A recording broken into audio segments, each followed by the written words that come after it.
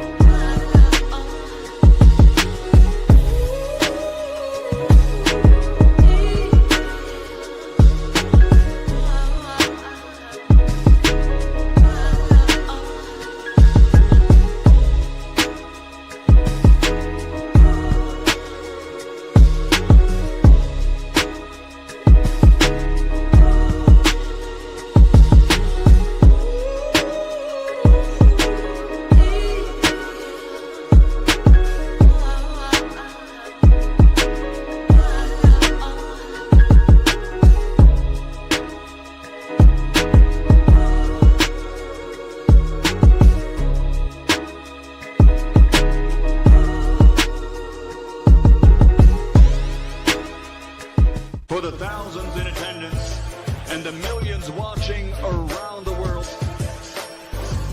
ladies and gentlemen, let's get ready to rumble!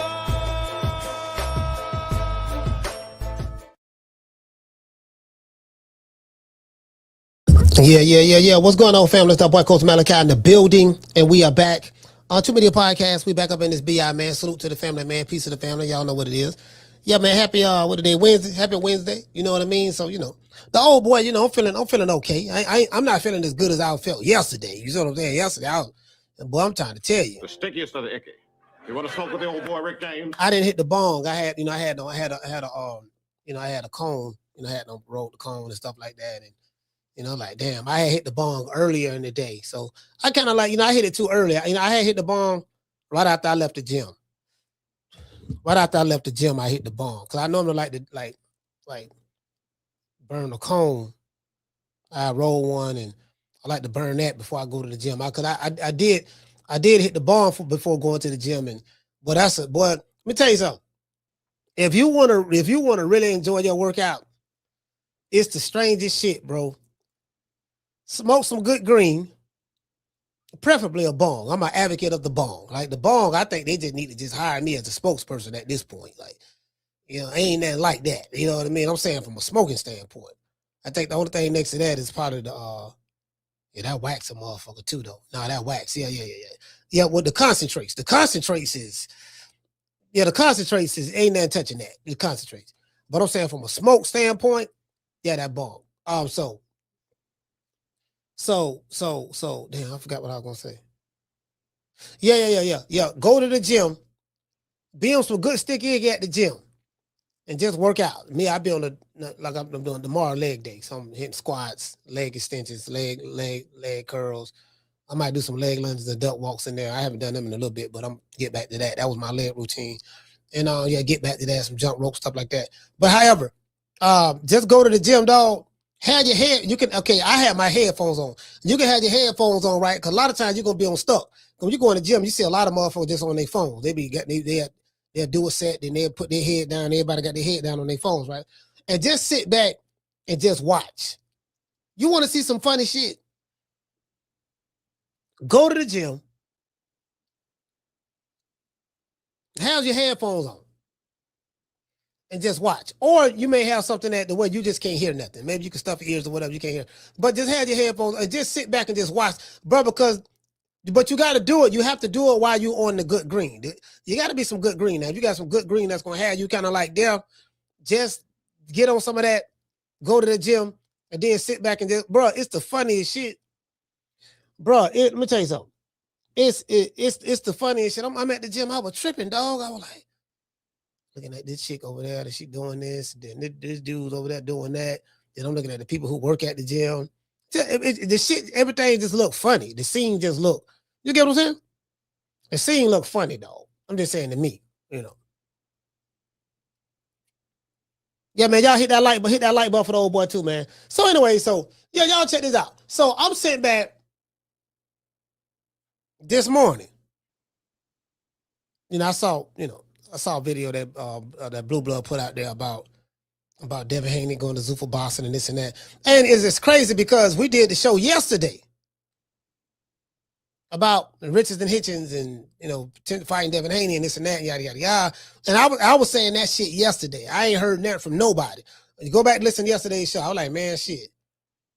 The type of money that Devin Haney gonna want anyways, who gonna pay him that? So the closest thing he's gonna get to making that kind of the closest thing that have some type of Turk al-Sheikh affiliation. Because anything outside of Turk al-Sheikh, everybody got to go back to regular prices. Yeah, dog. Yeah, you got to pay like your weight. You know what I mean? So because see, you can't lie. You can't lie to those business people in boxing. You can't lie to them because they know how to. They know your real numbers. See, this stuff that goes on in the media, it's all performative. And boxing media, it's all performative. The devil is in the details. Those real people, like the promoters and the financiers, they know your real numbers. They don't know the sources say numbers from Dan Rayfield, or the sources say from Mike Carpenter, or the sources say from your favorite YouTube channel. They know the real numbers. You know what I'm saying? True. Hey, shout out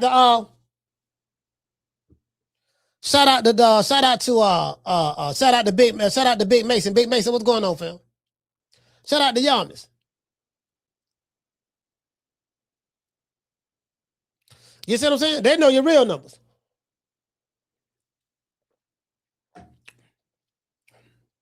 Giannis say, do fighters and their reps have access to the real numbers? Yeah, you know what? That's a great question. I don't think they do.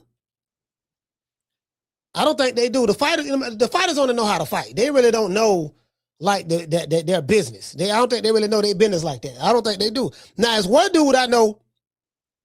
He like, hey, look here, baby boy, check this out. I want to do this fight with you, right? But listen, I want to see the books. So I want to see what this fighter, who I'm trying to negotiate with you to fight, I want to see the numbers. Well, I tell you what, okay, why don't you just have me and him and all let's just be in the room negotiating the contract? Why we can't be together? Oh man, that don't never happen like that. Who told you that? Then you had all these motherfuckers on YouTube. Oh man, he don't know how to do good business. He a bad businessman. They were talking about Terrence Crawford.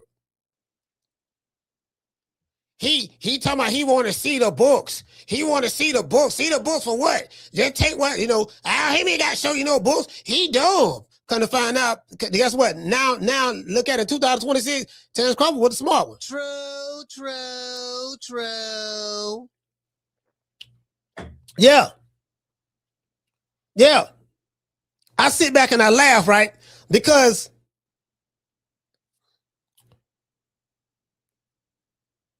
I'm listening to, I'm on X. I think they had the little Muhammad Ali, the Muhammad Ali Act hearing and all that stuff that there on there.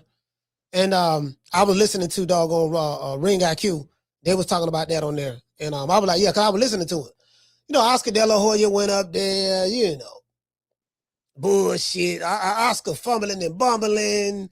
He can't really articulate himself, really. I mean, he did okay, but, there was only two people from boxing there. It was Oscar. Oh, poor Oscar. And what the fighter name? Nico Walsh. That guy. Only two motherfuckers there. Eddie Hearn wasn't there. Queen, Frank Warren wasn't there. Frank Warren don't give a damn. Wasn't there. Bar Baron wasn't there. Bar Baron 93, 94. So, Bar got better shit to do. Al Haney, Al Haney wasn't there. Al Haney wasn't there. But Oscar was there. Talking about some clapback Wednesdays. Come on, guys. Come on, senators. There'd be a travesty if you allow this, an amendment to the Muhammad Ali Act. It'd be terrible. He's looking to rob the fighters. And so So I said, okay, Oscar, all right, you want to look at the fighters.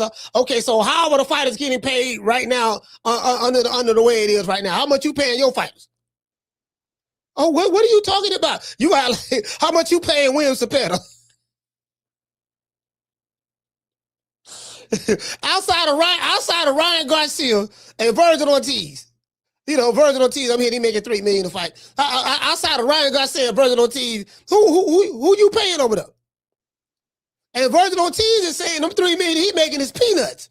Man, I ain't making but $3 million, dog. That ain't no money. I want to make what Turk Out of Sheik was paying. That ship has sailed. So, you know what I mean? So Virgil mad than a motherfucker. He want them $3 million peanuts. He don't want them. I mean, $3 million ain't peanuts to me, but I'm just saying to him it's peanuts.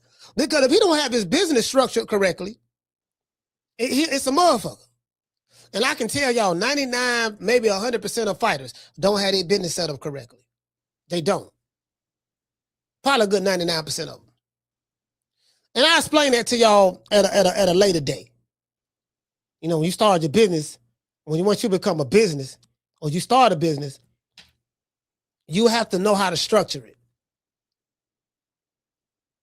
And it has to be structured in a way to where it protects you as well as you benefit massively from it. But that's a whole nother conversation. I'm not even going to talk about that today.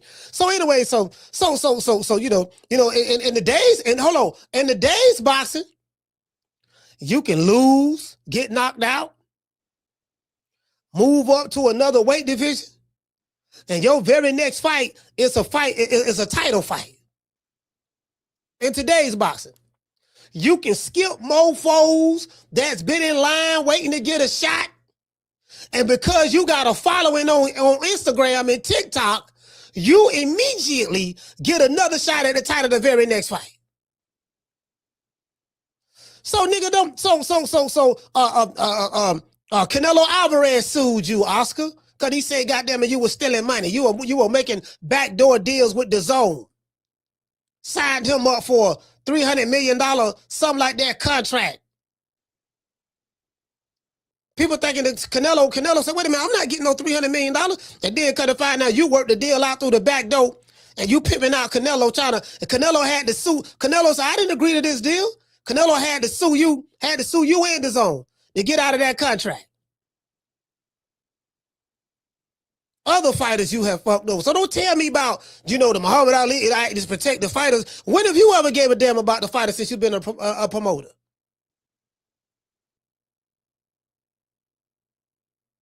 Doggone, when Ryan Garcia and Devin Haney fought, they were supposed to get back-end money.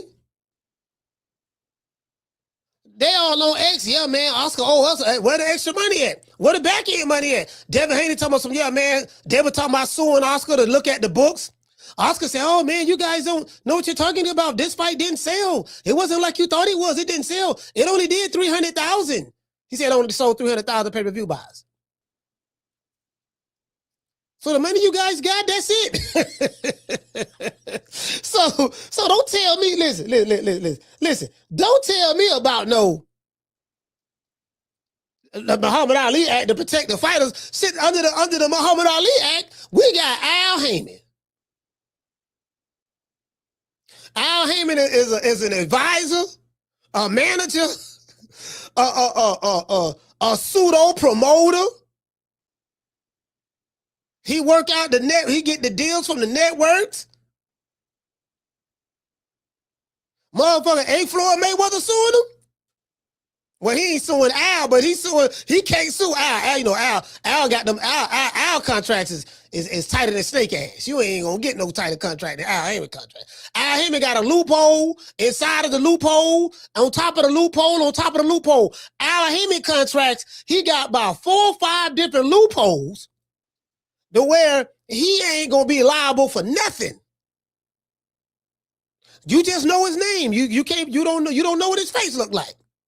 Floyd suing him, talking about something, was suing Showtime and Steven Espinosa, who currently works for the PBC. Yeah, man, what happened was, shit, I Floyd told me, yeah, man, shit, doggone Stephen Espinosa and Showtime, they was conspiring working with Al. They was sending all my money to Al. Yeah, see what it was. They got Al Haymans Holdings, and he had about 5, 6 different bank accounts. And what happened was he had my money sent out. You know, it was one of them accounts that Al said it was me and his money. And, you know, he put my money in that account. And then we invested it. And I was supposed to be making $300 million a month. And then, you know, we supposed to be, you get what I'm saying? All that happened under the Muhammad Ali Act. To this day. So what you talking about? Shout out to Mika. What you talking about?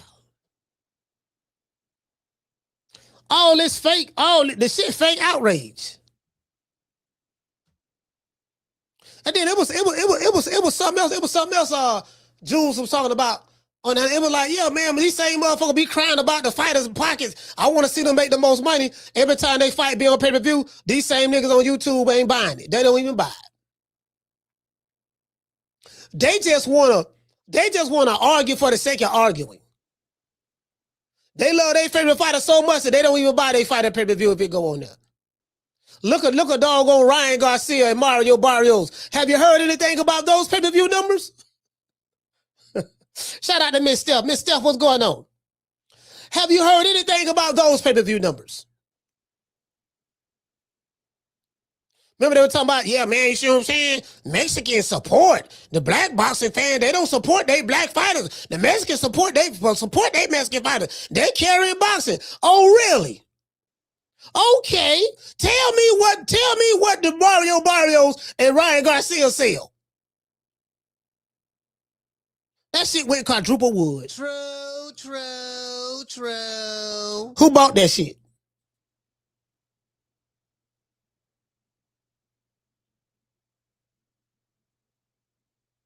That shit went triple plastic.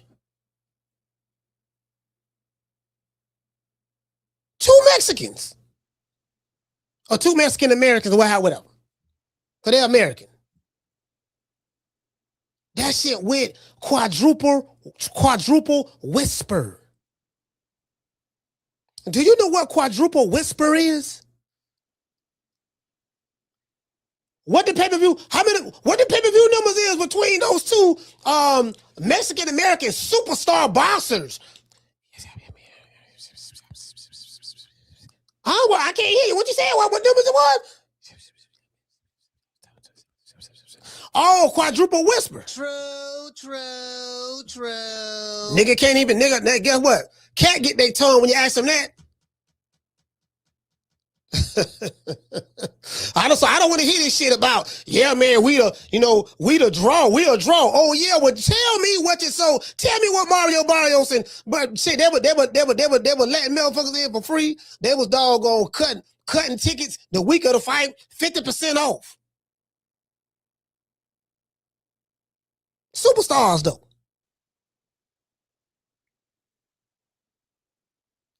So, miss me with that, fam. Miss me with that.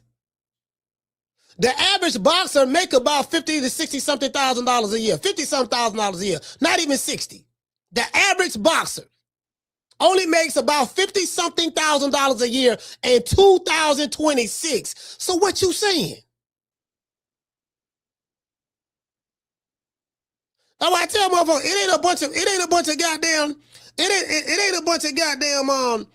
Canelos walking around in boxing.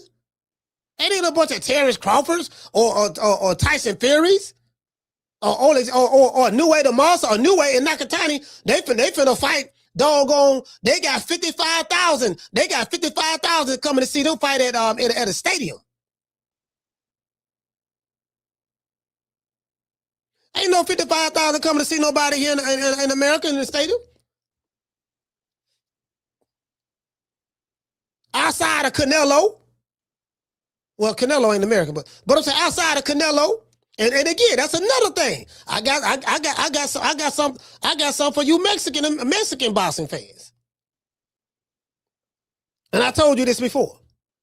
Cause I be seeing these dudes on X, they be trying, No, X, they be, X, you got all the races on X. Everybody want to be racist, say this and that. That shit don't bother me, to be honest with you. It is.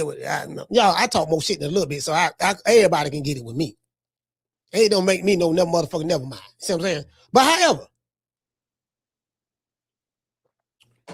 it ain't but one goddamn Canelo. That's it.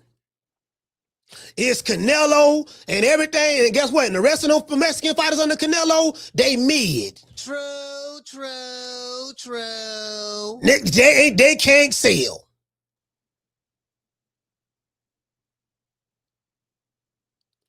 Canelo ain't the blanket for all Mexican fighters. It's Canelo and he pretend. No. It's one Canelo. You separate Canelo and the rest of that shit can't none of that shit sell. Now they gonna come out of support and stuff like that, but there ain't gonna be no big huge draw and all that stuff like that. Ryan Garcia's biggest fight was against Tank Davis. His second biggest fight was against Devin Haney. Look at his numbers outside of Devin Haney and Tank Davis, and then come back and talk to me. True. Same thing for Devin Haney. Devin Haney's biggest fight was what? Ryan Garcia. Then I think before that, we had Regis Prograis. I think Regis Prograis and Ryan Garcia. I think the Lomachenko fight was pretty good. The Lomachenko fight was pretty good too. I think the Lomachenko fight did well as well. So they had the Lomachenko fight in Vegas. You had they did the fight in San Francisco against Regis Prograis, and then the Ryan Garcia fight. I was at the Ryan Garcia fight. That bitch was sold out. I was there. I didn't see no seats. You know what I mean? Like I didn't see no goddamn seats. It didn't look like it was going to, you know what I mean? Then what happened was, I was next to people. I said, man, how much your ticket cost? Because I was a guy that was sitting next to me. He told me how much his ticket cost. Then the guy behind me told me how much he paid for his tickets and all that stuff there. So I'm talking about these, I had some good seats. And people were like, yeah, man, I paid this, I paid that. We were talking this shit this before the fight started. And then when the fight started, we started watching, you know what I mean? Yeah, you see what I'm saying? So, I'm like, you get what I'm saying? So, so I'm hearing about that. Oscar like, yeah, man, we gotta protect the fighters, man. Oscar, only thing you care about is fishnets, high heels, and coke. True.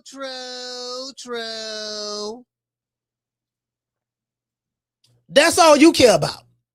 Fishnets, high heels, and coke. That's it. You was a hell of a fighter when you was a fighter. Listen, I ain't got nothing bad to say about you as a fighter. As a fighter, Oscar, you had a hell of a career. Can't take nothing away from you. Once you became a promoter, you started cross-dressing. To this day. Facts. Yeah.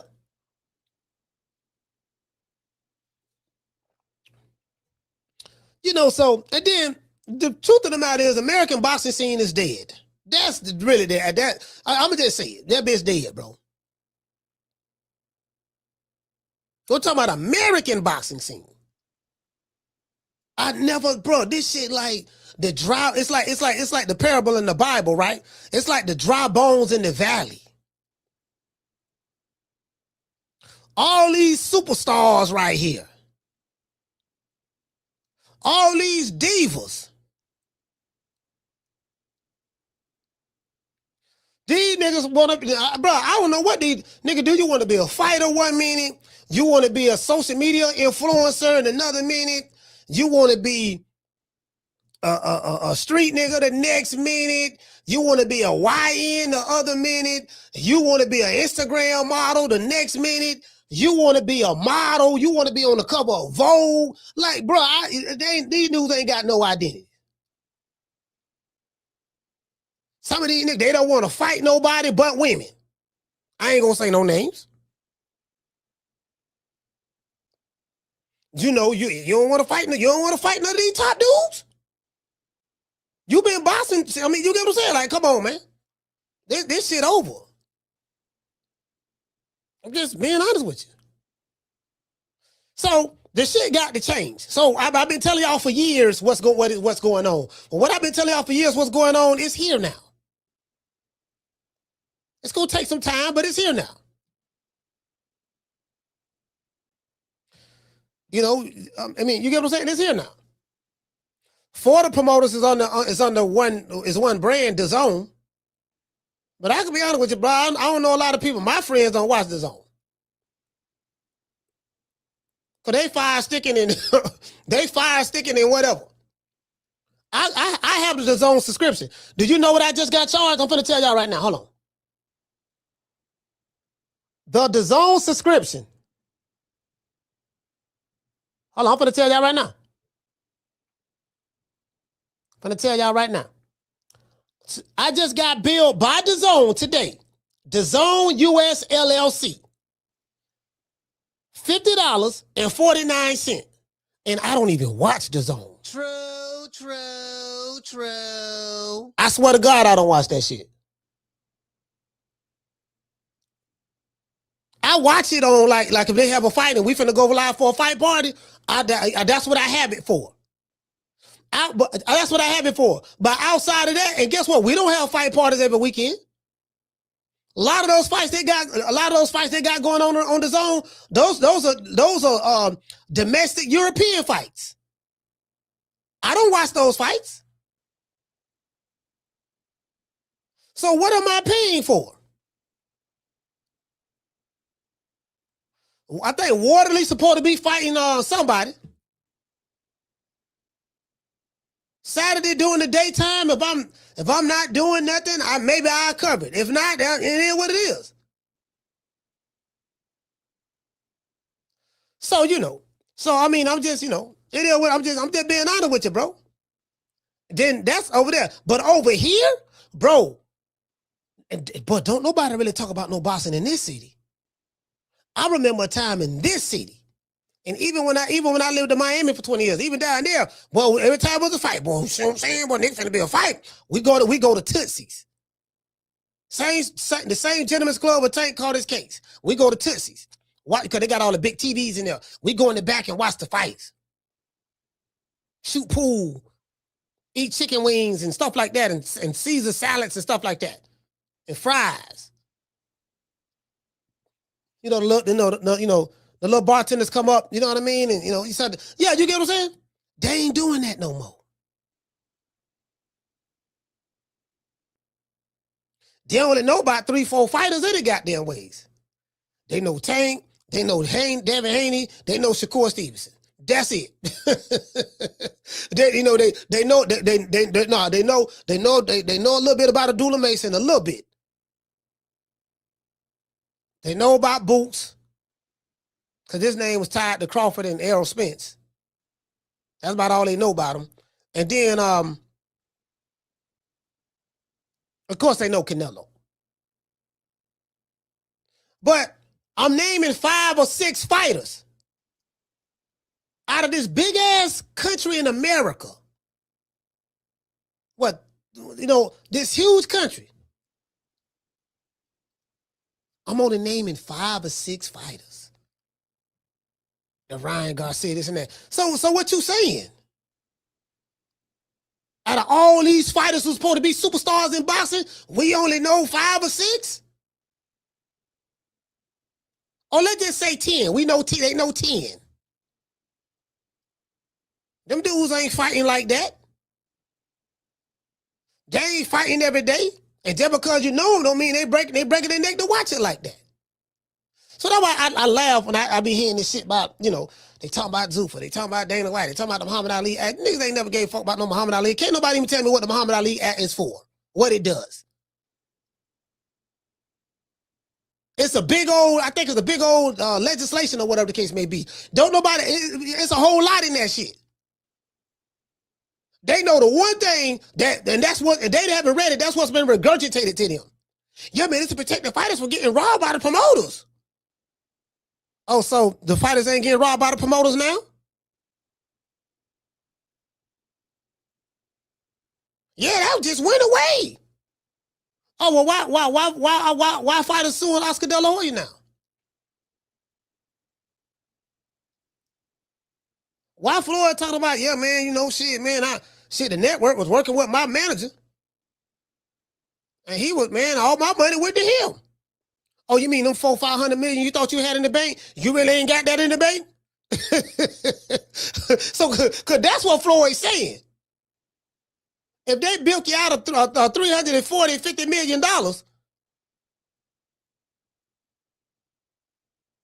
wasn't that supposed to be? You know, cause when you go to celebrity net worth, which fighters, you can pay for that. Celebrity net worth don't mean shit. You can, I can get in contact with celebrity net worth right now, get in contact with the people there and report some shit, and they'll put that on their goddamn website. You can pay to get that on there. You have to pay them part more like, yeah, man, this is my net worth. I just did this, I just did that. And they put that out there. That shit don't mean a motherfucking thing. You know, you hit or miss with that. You know, cause I talked to some of them fighters like a Crawford or whatever. I'm like, man, how they know what you mean? He said, I don't know. They talk to you now. They ain't talk to me.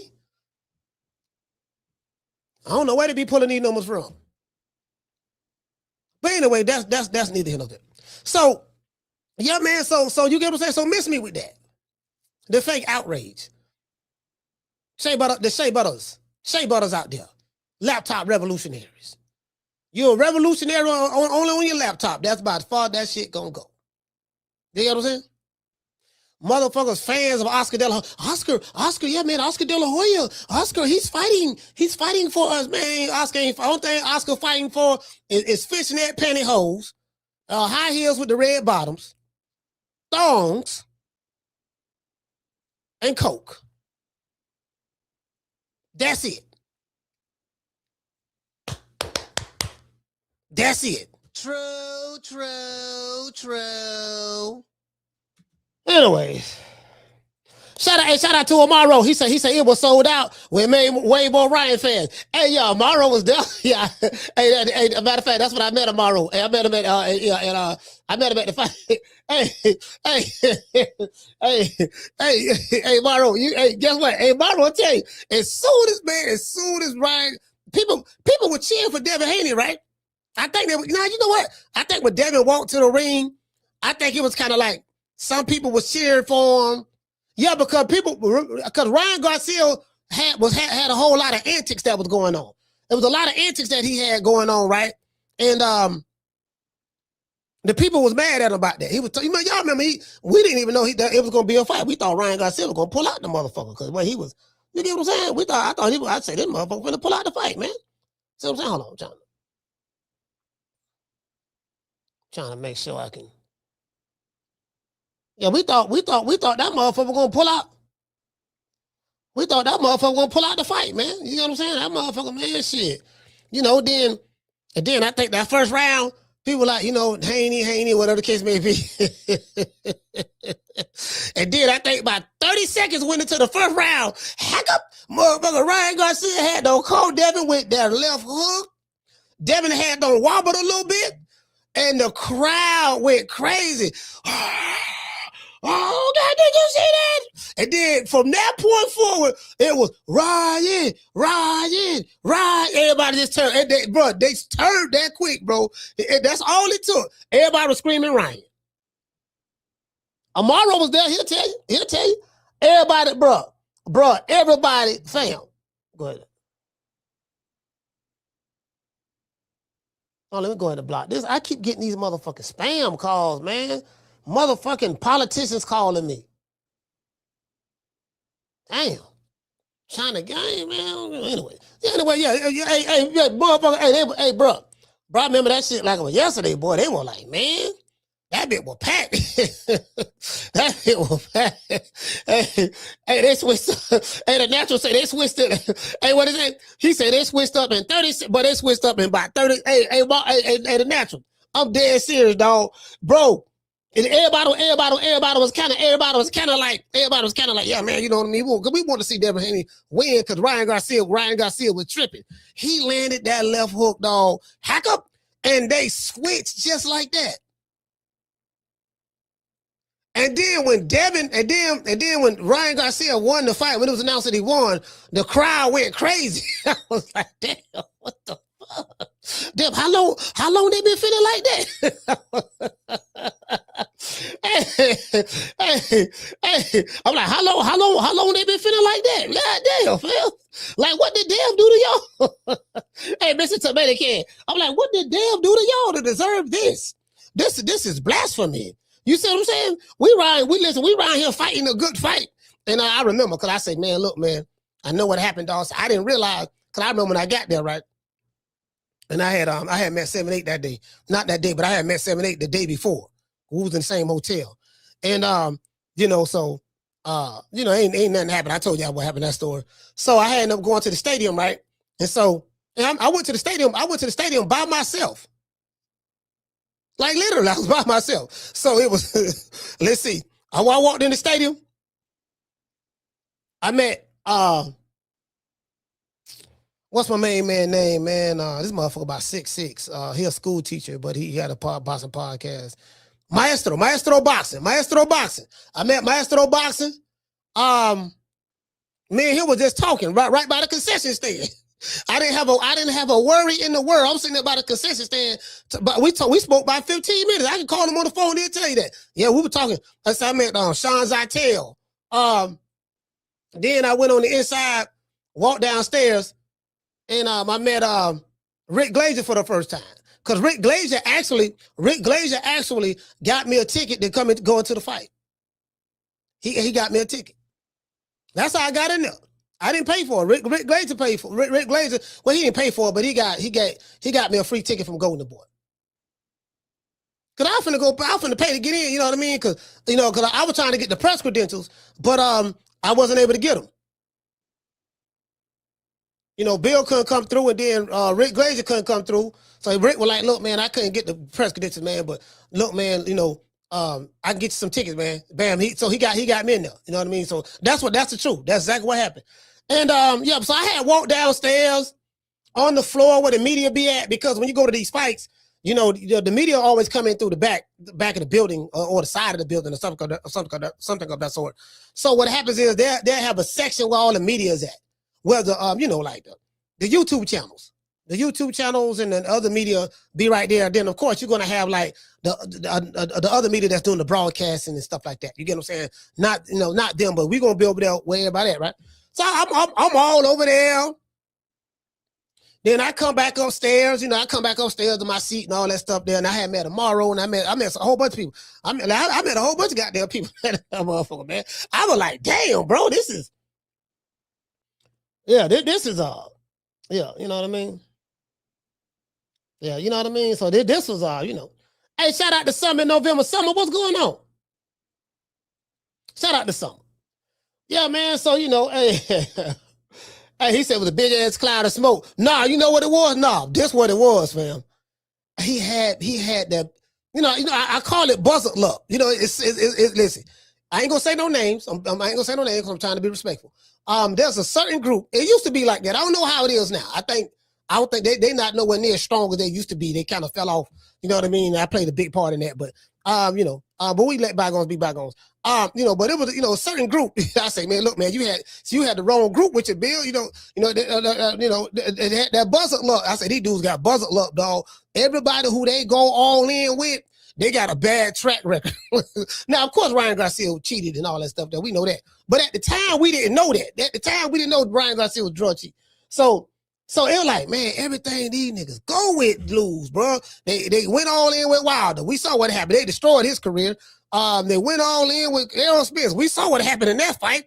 It's like everybody who they go all in with, it go wrong in the ring. Shout out to the lovely Miss Connie. I'm like, oh man, you got that buzzard luck, man. You got that buzzard luck, fam. I think Dale learned a valuable lesson that day too. I think Dale went through a lot. Dale went through a lot, man. Cause I was clowning them. Let's see, other people was clowning them. Like, damn, dog. Then once we found out that Ryan Garcia popped dirty, then I was like, oh man, the man cheated, this and that. But up until that point, I was like, damn, you know what I mean? They came out with the Ryan Garcia had the Haney pack. Bro, listen, check this out, fam. The entire culture of hip hop and everything embraced Ryan. Bro, they treated him like They treated him like he beat, I don't know, like this was bro, I ain't seen nothing like this, bro. Bro, Ryan Garcia was celebrated by black entertainers. I'm talking about the black Deion Sanders. He was on the stage with YG, Lil Wayne, singing that, rapping that Haney pack. He on Colorado College campus. He went on a world tour with, I'm talking about doing the Haney pack. I said, Deion Sanders hugged him. You remember, listen, Colorado was finna get ready to play a game or something of that sort. And or they was practicing or something. They was in the locker room. And Ryan Garcia, they showed the video of Ryan Garcia and Deion Sanders hugging each other. He said, oh boy, he said, boy, I'm so proud of you. And Deion had no grab Ryan. They hugged him. He said, boy, I'm so proud of you, man. I'm so proud of you, man, what you was able to do. They had to embrace him. Boy, that shit had to be a slap in the face. That shit had to be a slap in the face, dog. Your old people. Hey, shout out to Pookie and Man Lock. Your old people, dog. Your old, they embrace it, right? Hey, he can't remember, we split that Haney back on him. He said, they didn't think that I would win, but I won. They didn't think that I would win, but I won. This motherfucker got all this ostarine in this system. He got, and they were like, yeah, no, man, the man had ostarine, dog. That's it. I was like, man, y'all remember that shit, bro. And then this another, bro, you know what? Shout out to CJ. Shout out to CJ Goodfella TV. Bro, I was watching CJ today, right? And I was watching the video. Boy, this nigga CJ funny to the motherfucker. He mad to the motherfucker. CJ like, yeah, man. See, this shit I'm talking about. They celebrated. Yesterday was 420. Was that yesterday? When was? Well, 2 days ago. 2 days ago, Monday was 420, right? So that, that's the holiday. That's a holiday for the weed smokers. That's the weed. You smoke weed, you smoke cannabis. I don't smoke weed. I smoke cannabis. Is the difference. You know what I mean? You got you guys on the street smoke weed. I don't do that. I'm a little bit more sophisticated. I'm a cannabis connoisseur. True. Yeah. Hey, that shit was funny to the motherfucker. So CJ say, yeah, man. Yeah, man.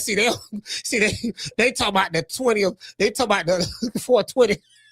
Was the second anniversary of what Ryan Garcia beating Devin Haney. Hey, I didn't even think about it. Bro, I didn't even look at it. Bro, I didn't even look at it that way, bro. I fucked around and saw that video he made. I watched all his shit. Bro, that shit was funny to the motherfucker. I say, damn, dog. I said, you know what? You right. You think about that shit. They ride this bitch. Bro, they ride this bitch. Man, bro, you can't make this shit up. Damn, but they got a holiday. They like, yeah, man. I was like, man, they did do that shit. I like, damn, for real, I had to go look. But they damn so did. It was on the zone. This today, Kunta Kinte got his ass whipped. I was like, bro, these bugs. I say, man, these bugs. Hey, that was cold. That was kind of cold. But I didn't realize it though. I had kind of like forgot all about that because I was happy that. Monday was a weed day. I wouldn't think about that shit. But then I fucked around and saw that video this morning. But I was laughing so hard because I was like, damn, but hey, that is a slap in the face though. Yeah, that's a slap in the face. That's like, damn, dog. I wonder what it, so are they, okay, check this out. I got a question.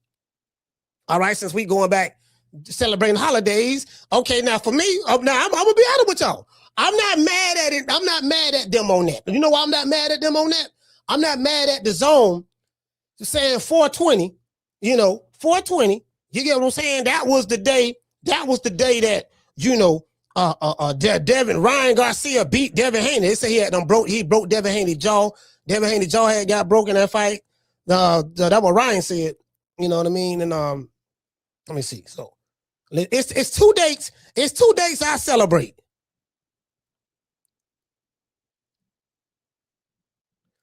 It's 2 dates I celebrate. I'm writing it down right now.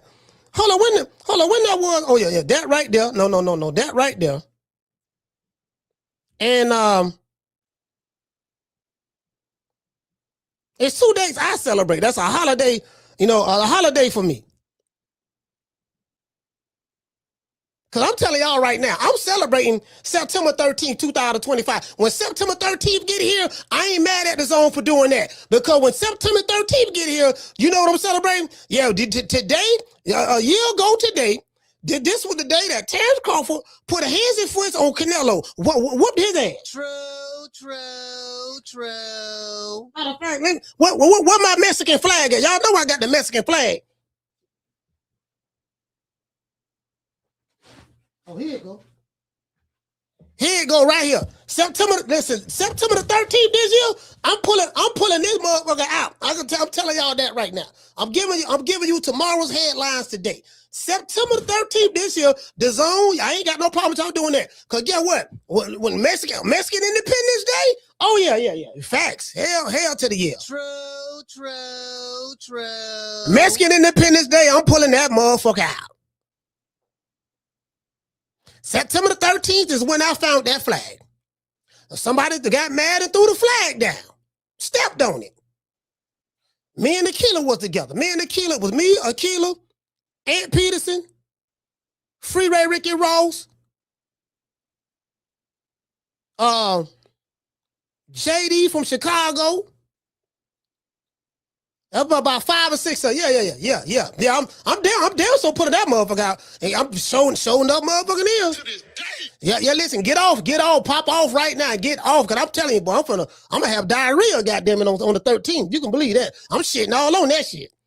We finna do revisionist history. Anyways, will Devin Haney be allowed to keep his title if he signed to Zuffa Boxing? If he signed to Zuffa Boxing, would he be allowed to keep that title? Legitimate question. Cause you guys know what they did with J.O. Pataya. You get what I'm saying? So, hold on. As a matter of fact, hold on.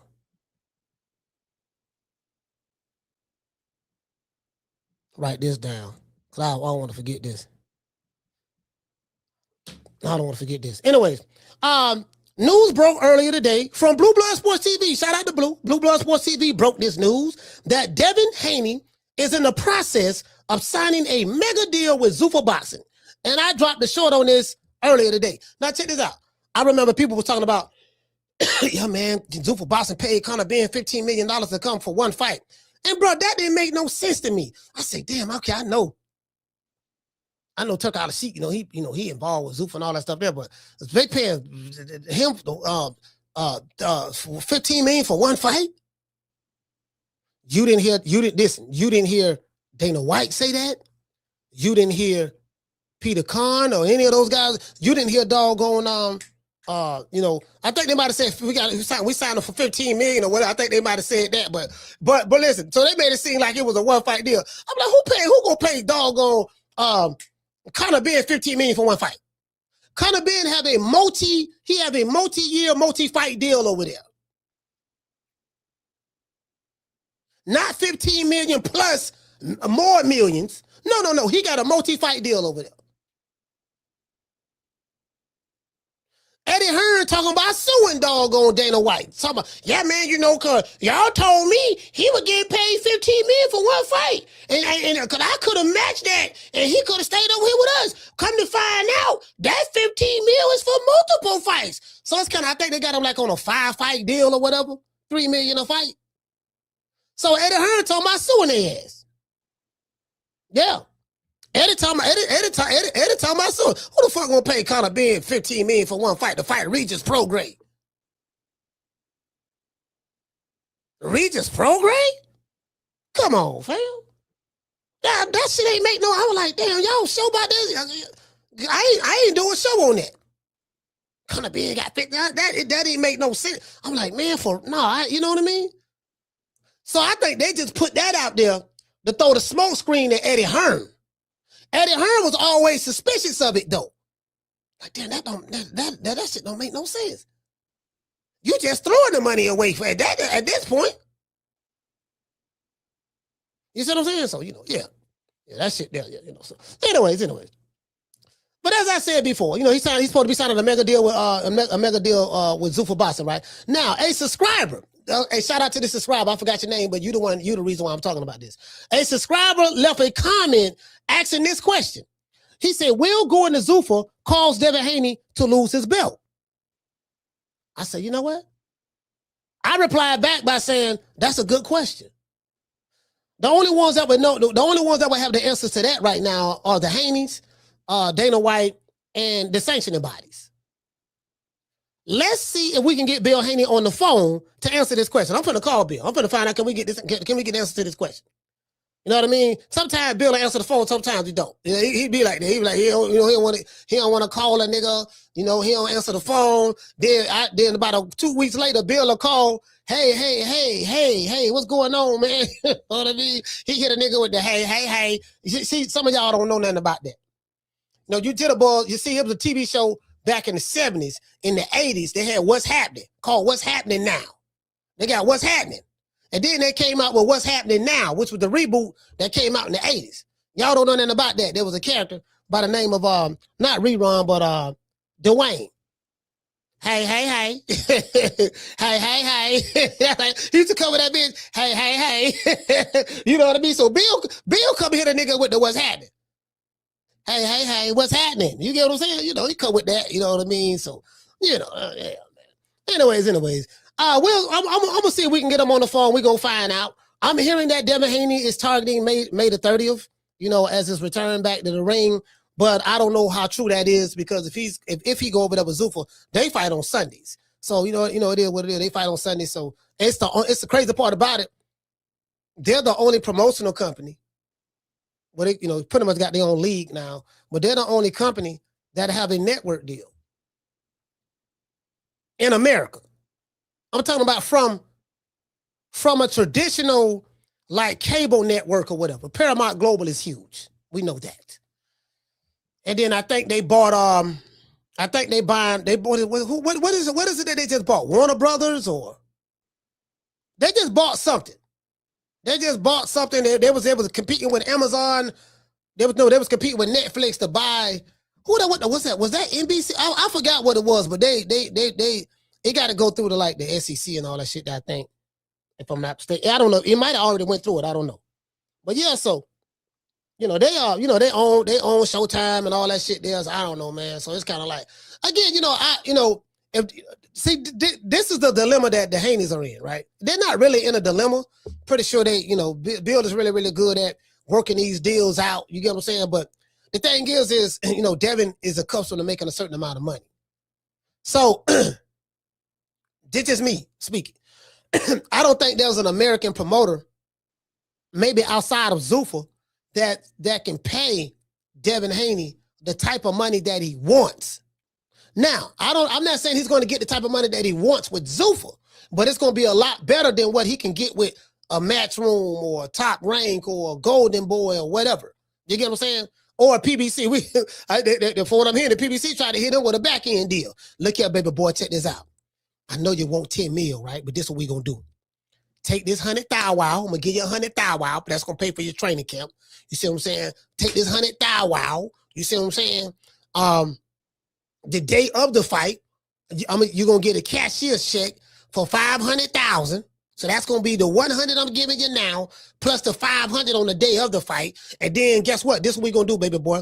Yeah. What's up? The other 9.4 that you want, you're going to get that on the back end. True. Yeah. You're going to get that on the back end. You're going to get that on the back end. Yeah, you're going to get that on the back end. You get what I'm saying? So, so it is what it is. We going to find out. Anyways, today's show is sponsored by Foster's Barbershop. If you're in the city of Tampa, download the app Booksy. That's BOOKSY. Foster's Barbershop is located at 1923 West Main Street, West Tampa, Florida, 33607. Let them know that Coach Malachi sent you, and you will receive a 10% discount. Let's give our sponsor, Foster, a round of applause. Yeah.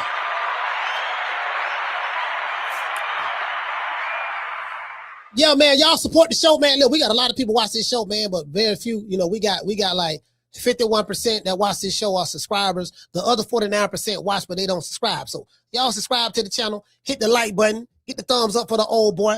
and we're going to get into the show. It is what it is. But before we do, you know, this is the YN section of the show. I always want to dedicate a section to the YNs. I salute y'all. Y'all are some soldiers. If it was up to me, I would round y'all up. And then if America ever go to war with Iran, like put boots on the ground, I know you good as you do mofos shoot. We gonna put y'all right there front line. Say, look here, dog. They ain't worry about it, dog. Man.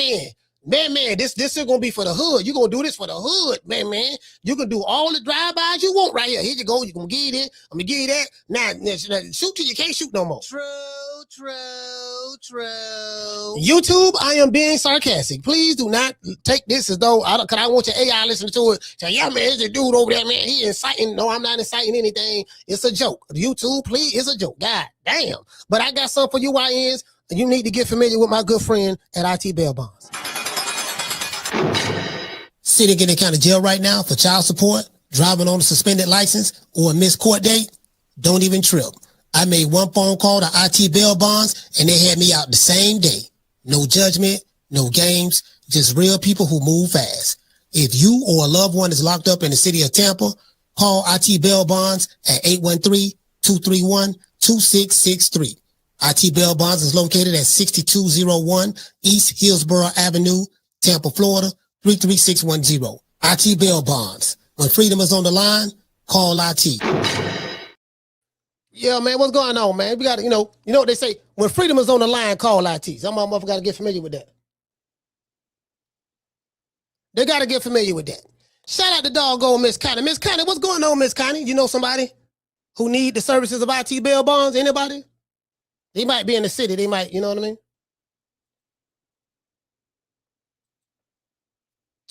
Hey, shout out to Mika. Mika, what did say, Mika? She say, this what I said, coach. Sydney, oh yeah, you did, you probably did say that. You probably did say that. Yeah, I mean, since you so trigger happy, yeah, you don't need to shooting innocent civilians and raising up the crime rate in the hood, in the community. No, we got a place where we got a place, dog, where you can get free range. You get what I'm saying? We got got a place for you. I'm saying if it was up to me, oh yeah, shit.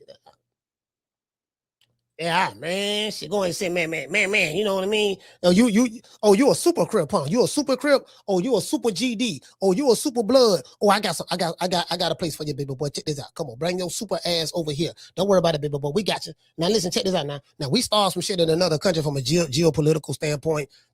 This is our policy that we need regime change over here. So you ain't got nothing to do with that. There's just some shit that's just going down. It's been going down before I was born, and now that I'm the president, it's here now, and that's just rather the situation. Listen, but we need a few good men. We need a few good men. I mean, since you niggas is dying and doing life in prison anyway, you might well die for something.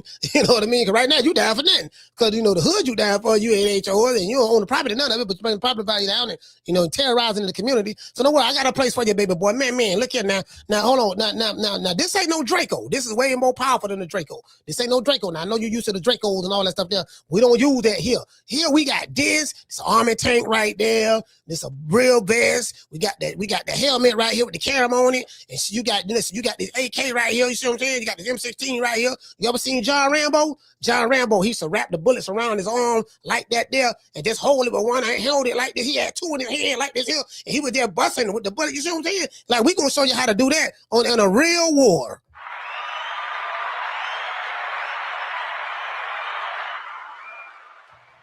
Yeah, we got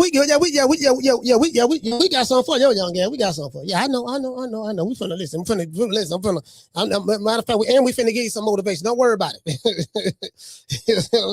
You finna slide. Listen, you want to slide? I got somebody you can slide on right now. Slide right over here. Slide right over here, dog. You want to slide? I got some sliding for you. Hey, what you say? She say if they have a draft, take all the YNs, they must think it's the NBA, the NFL draft code. Yeah, you know what I mean? So, we gonna be, Schooler, we gonna be in the room. And you know how they do in the NFL? Just like what you said in the NFL and the NBA, we looking at, check this out. We send our scouts to the hood. You know how they say, you know how they have a combine? You know how they have the NFL combine and all that stuff there? We send our scouts to the hood and be like, okay, goddamn, that nigga run pretty fast, boy. God, look how he running with that chopper. Shit, he don't increase, the crime rate don't increase 25% this week because of this motherfucker right here.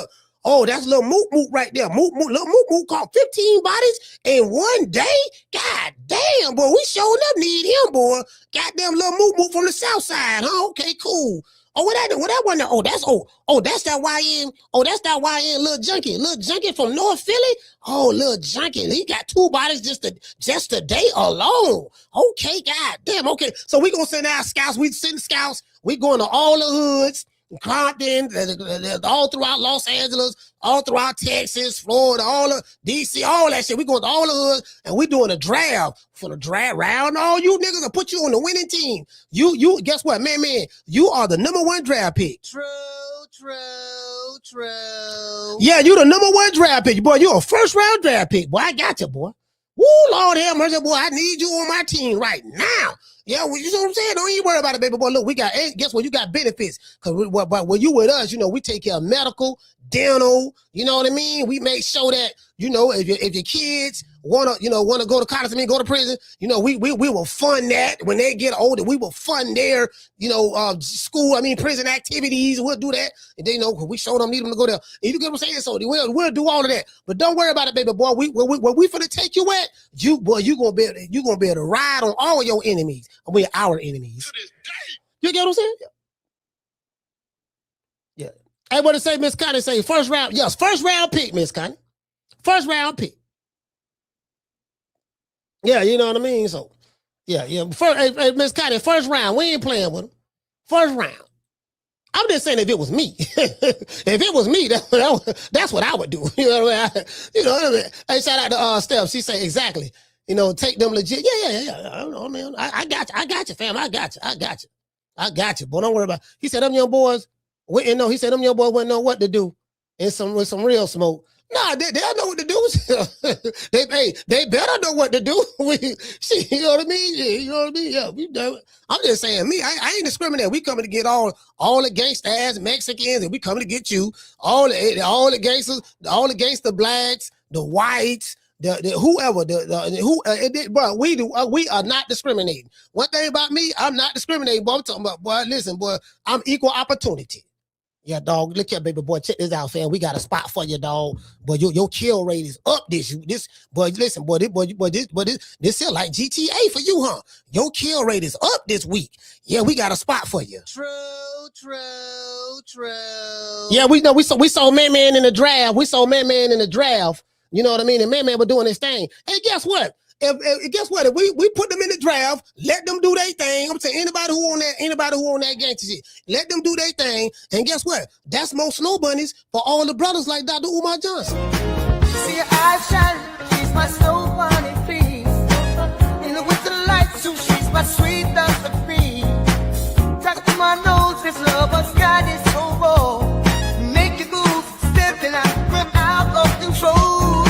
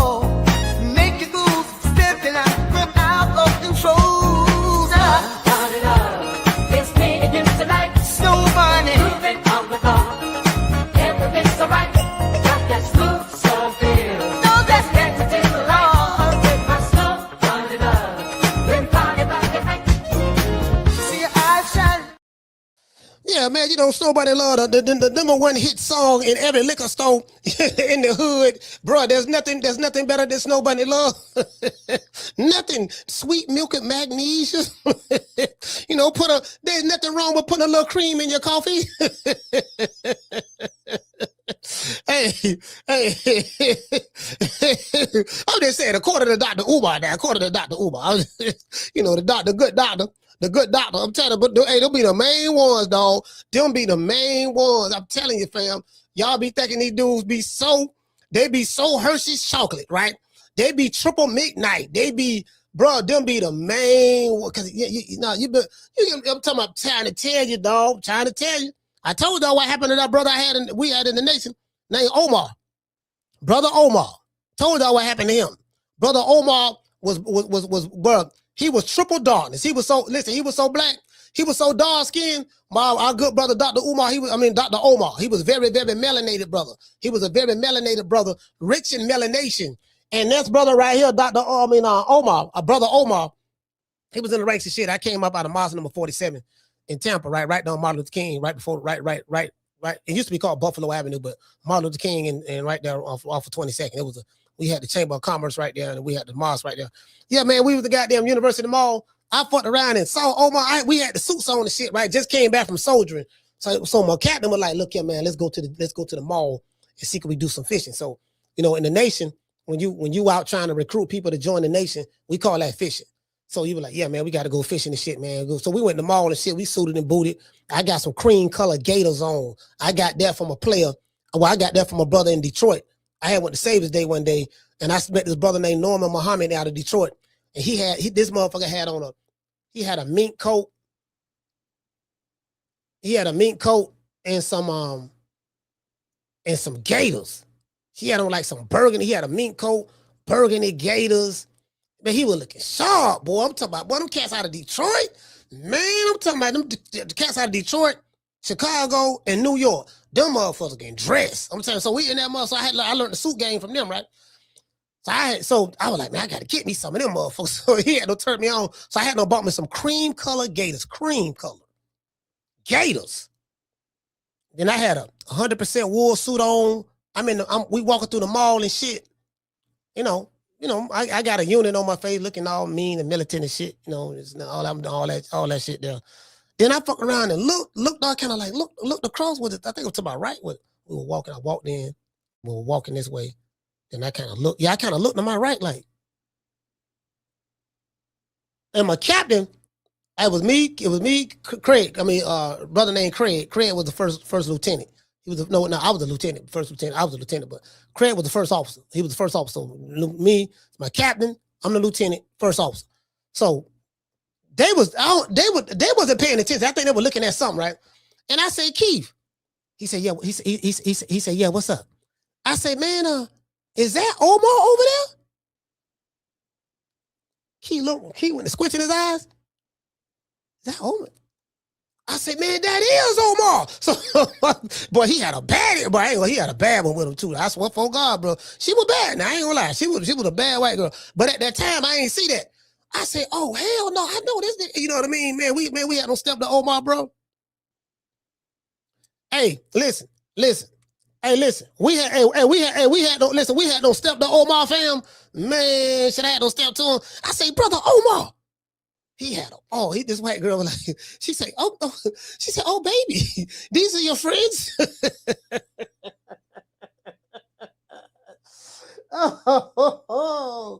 Keith said, baby. Then he looked at me, and me, him, and Craig looking at shit. Motherfucker, Omar.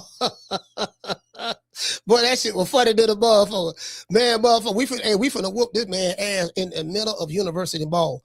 And right when we finna get ready to put our hands on him, Omar pointed. He say, look, he say, look, man, no, man. He said, man, the police right there. So when he said the police, he pointed. And all of us turned to look. And then by the time we turned back around, nigga, Omar was hitting it. That nigga was running, boy. So I went to chasing after him, right? But I couldn't catch him because, I got on some Gators. I got on some dress shoes. He got tennis shoes on. I couldn't catch him. We tried to catch him, but he was gone. We tried to catch him, and that man, he outran us that day. Well, guess what? I ain't seen him since. Yeah, I haven't seen him since, though. It is what it is, man. Y'all know what time the TI is, man. Let's get ready to get into the show. I'm going to drop these phone lines. Hey, what y'all think about that, though, right? So if what Blue Blood Sports TV is saying is true, matter of fact, You know, he got a good relationship with Bill. Let's hit Bill Haney up right quick. See what's up. Hit him up. Let's hit him up right quick. See what's up.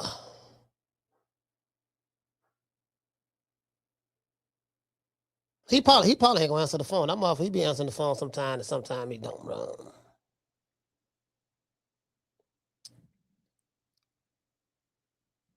Please leave your message for. All right, it went straight to voicemail. So let's hit the other one.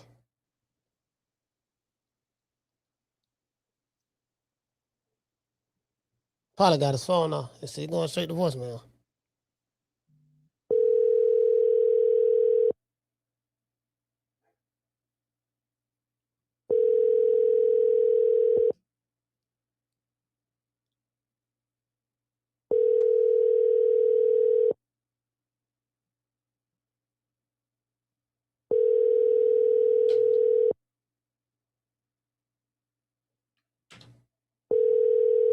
Your call has been forwarded to voice.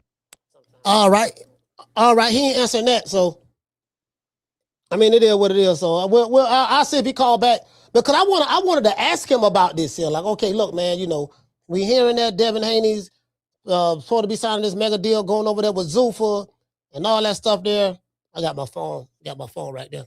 So you get what I'm saying? We hearing all of that. So I try to get primary sources and try to get the primary information instead of just, you know what I mean, taking secondhand information and taking it as though it's true. Not saying that, you know, it's not true, but you know, I just want to always try to, you know, hear primary, you know, directly from the source.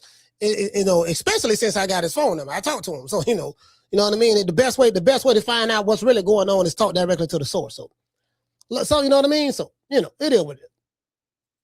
Hey, shout out to Miss Connie.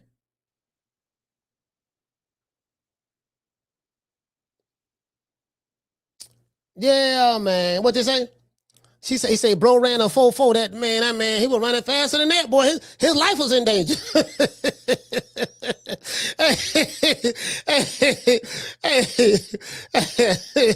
Yeah, we want to whoop the man for nothing. Hey, when you think about it, I'm like, bro, listen, when I think about it, bro, how we gonna put our hands on somebody because of who he dating?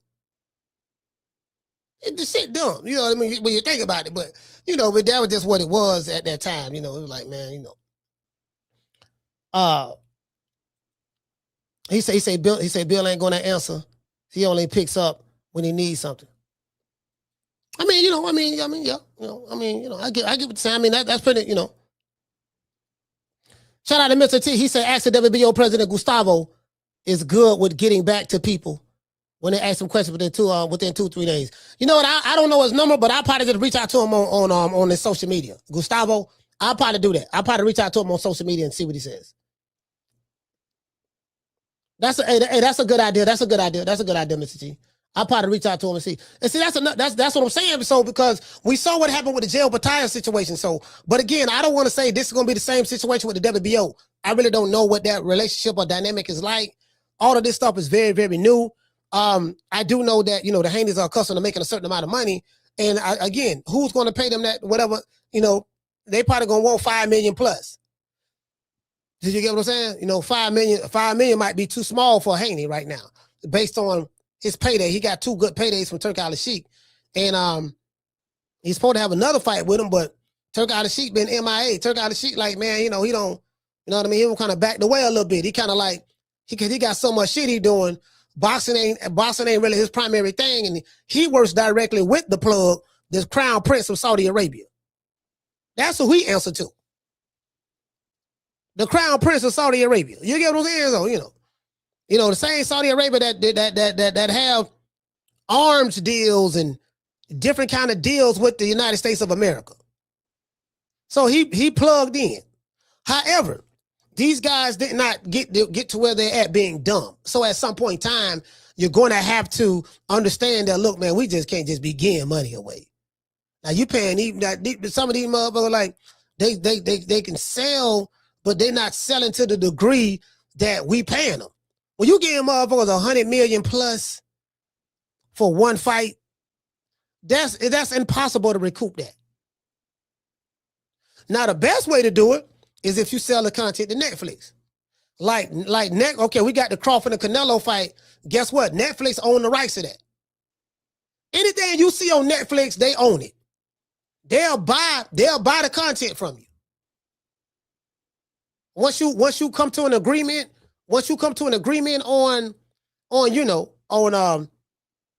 on the price or whatever, if they're interested in it, they just buy it. They own the rights to that shit. You get what I'm saying? So, it is what it is. Yeah, but I don't know.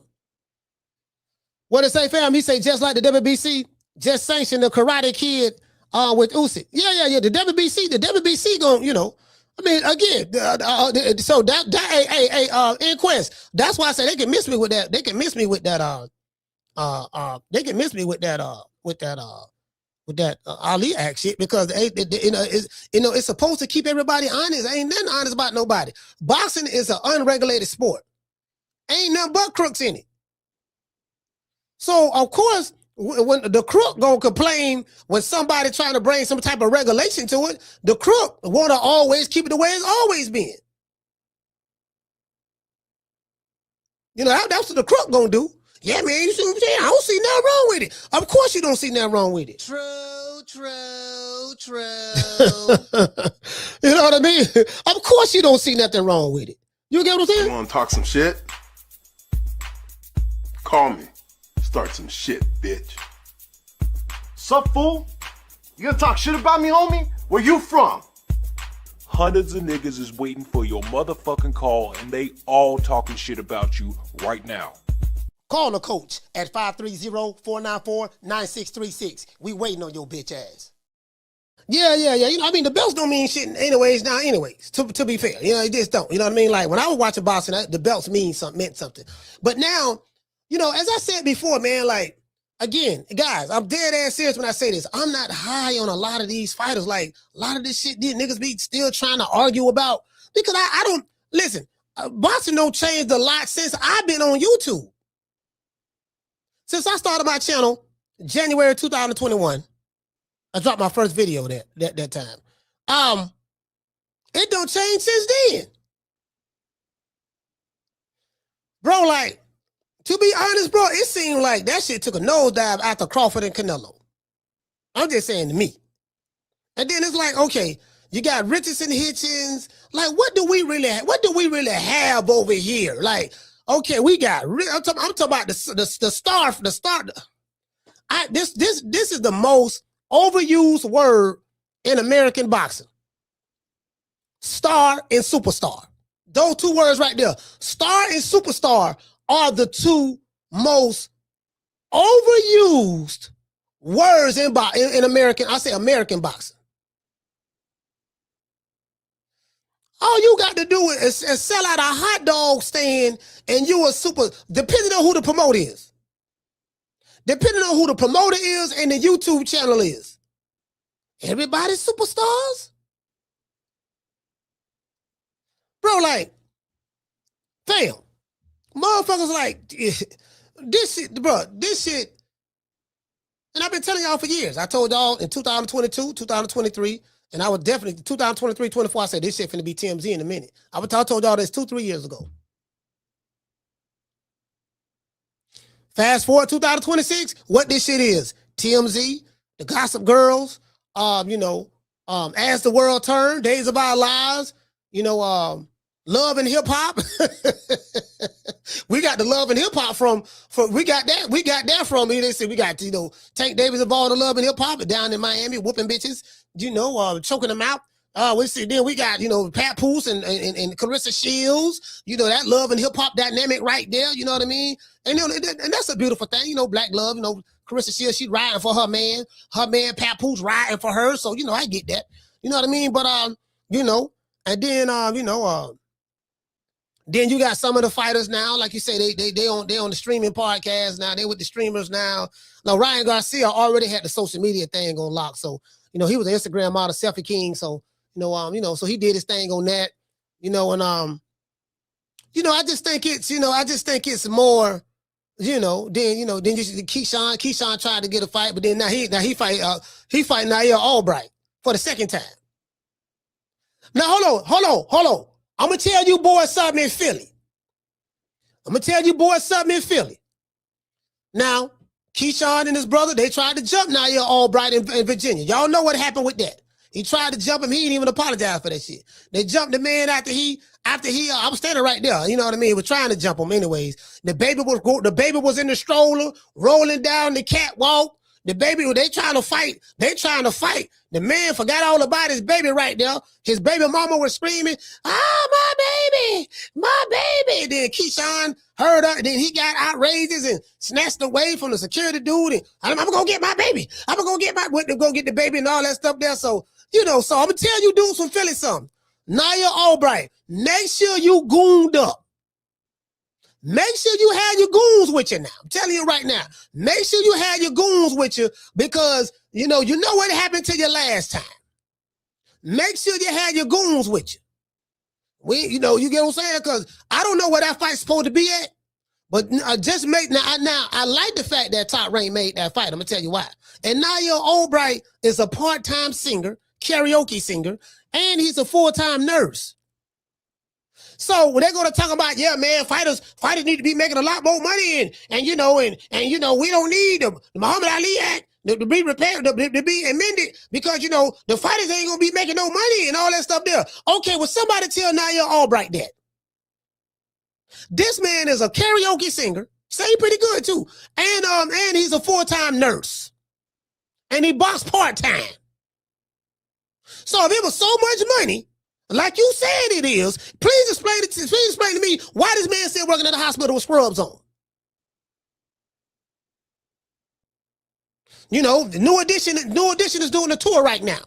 Every now and then they have Nair show up, and singing in the background. Come on, fam. True. Yeah, miss me with that.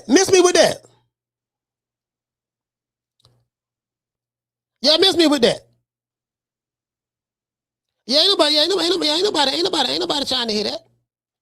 Yeah, miss me with that, fam. Nigga around this bitch, man. They talking about something. Yeah, these motherfuckers be talking. I told y'all, they look at the exception to the rule and think the exception is the norm.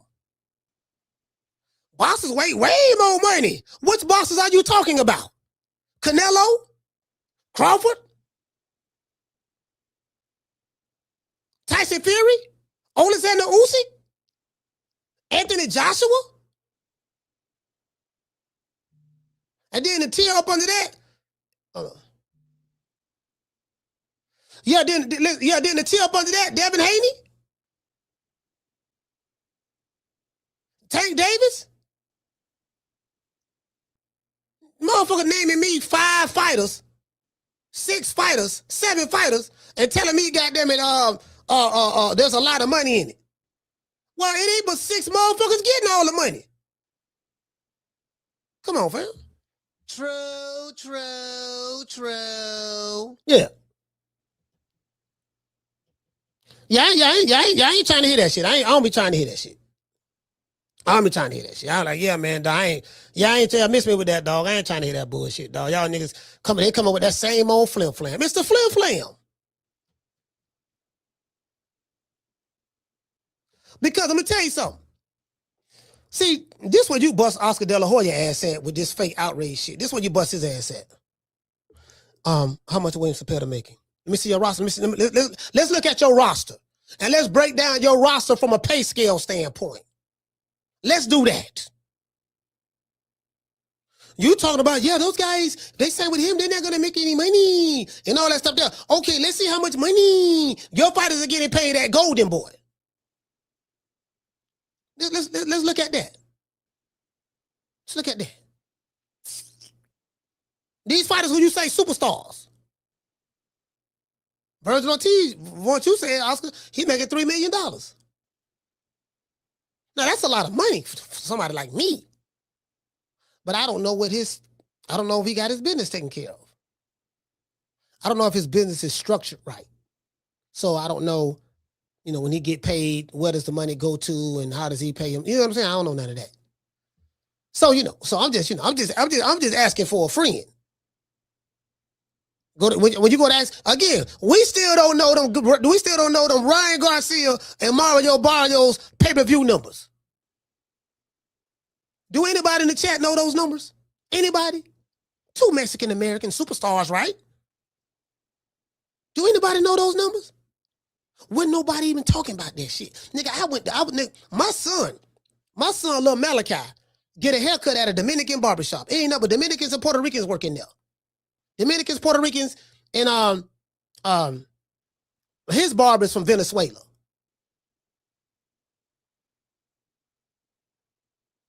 They weren't even talking about that fight. Well, guess what? When Canelo fought, they were talking about Canelo and Crawford. Ain't this another Mexican-American fight going down? Mexican versus the Mexican-American? What's up with that David Benavidez and doggone and Zerto fight? I ain't heard nothing about that. Anybody excited about that? Is there gonna be any mariachi bands out there? Do anybody know about that fight? Anybody?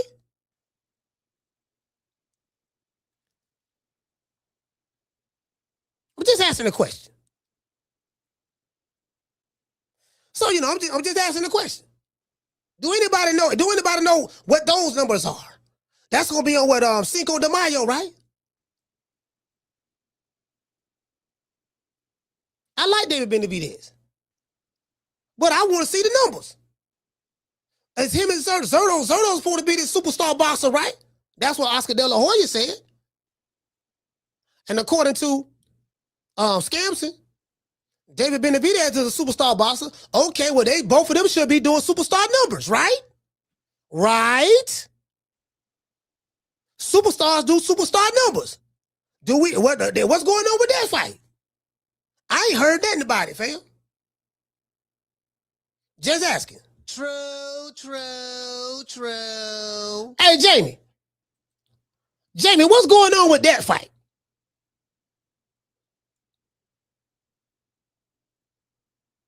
What's going on with that fight, Jamie? What it say? Inquest say he sold his highest asset to Turkey. How you gonna listen? How you gonna do business with the Saudis?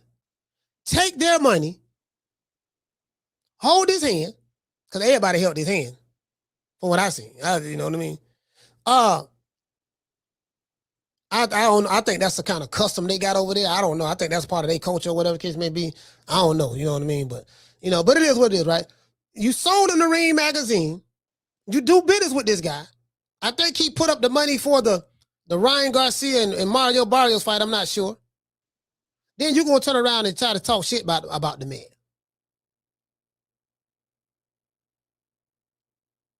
If Turk Ali Sheik was so bad, why you did business with him? And why are you doing business with him? It's like a dude, like make that make sense. Shout out to Boxing. Hey, okay. Boxing boy. He said they need to be email champ and give away tickets. They need to be email champ and give away tickets. Okay. Yeah, I'm just asking. Cause I be hearing all this. I be hearing all this superstar this and superstar that. Okay, cool. What the numbers looking like?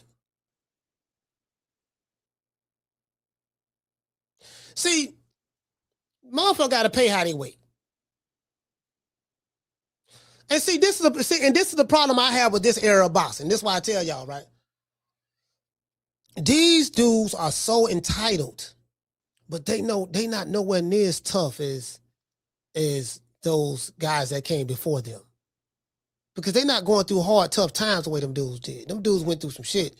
Them dudes fought 15 rounds and had same-day weigh-ins. They fought with smaller gloves. And they fought a lot.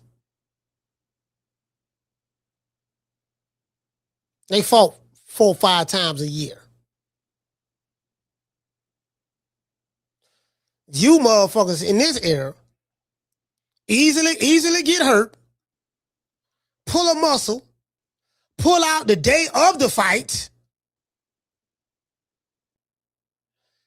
got a YouTube channel or 2 pulling your dick, stroking your ego, making you feel like you superstar Billy Graham. And then I get to hear how great and skilled you are. while you fighting tomato cans. But this bum is taking the easy matches, fighting other bums. Niggas say we following the Floyd Mayweather blueprint. And, fam, but you skipping pretty boy, but you're skipping the pretty boy era. You can't replicate what Floyd did.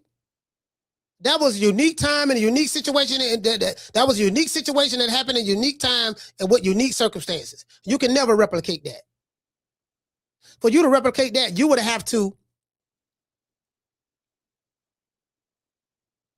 start popping right when social media started to take off.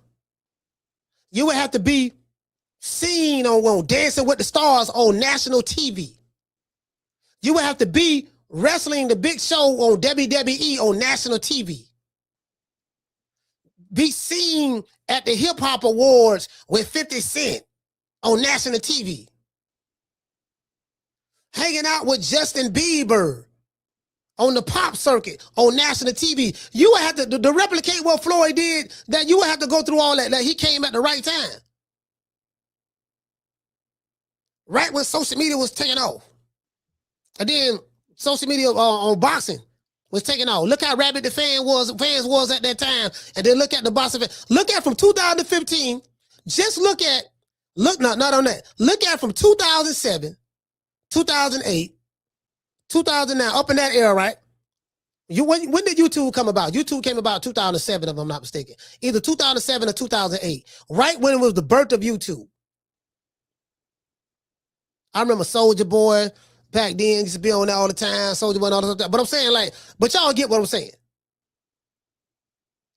All the way up till 2026. Whole lot don't change. Like, so these motherfuckers gotta know how to be a crossover. Yeah, like you gotta like you can't do what he did, fam. You ain't no promotional, like you ain't negotiating no deals with networks. I don't understand why these fighters who's supposed to have their own promotional companies, why they not negotiating deals with networks. Floyd had to team up with Golden Boy because Floyd didn't have no fighters. Golden Boy had all the fighters. He had to fight with them. In essence, that made him a Golden Boy fighter. But the way he had his deal structured, he had it structured different than everybody else.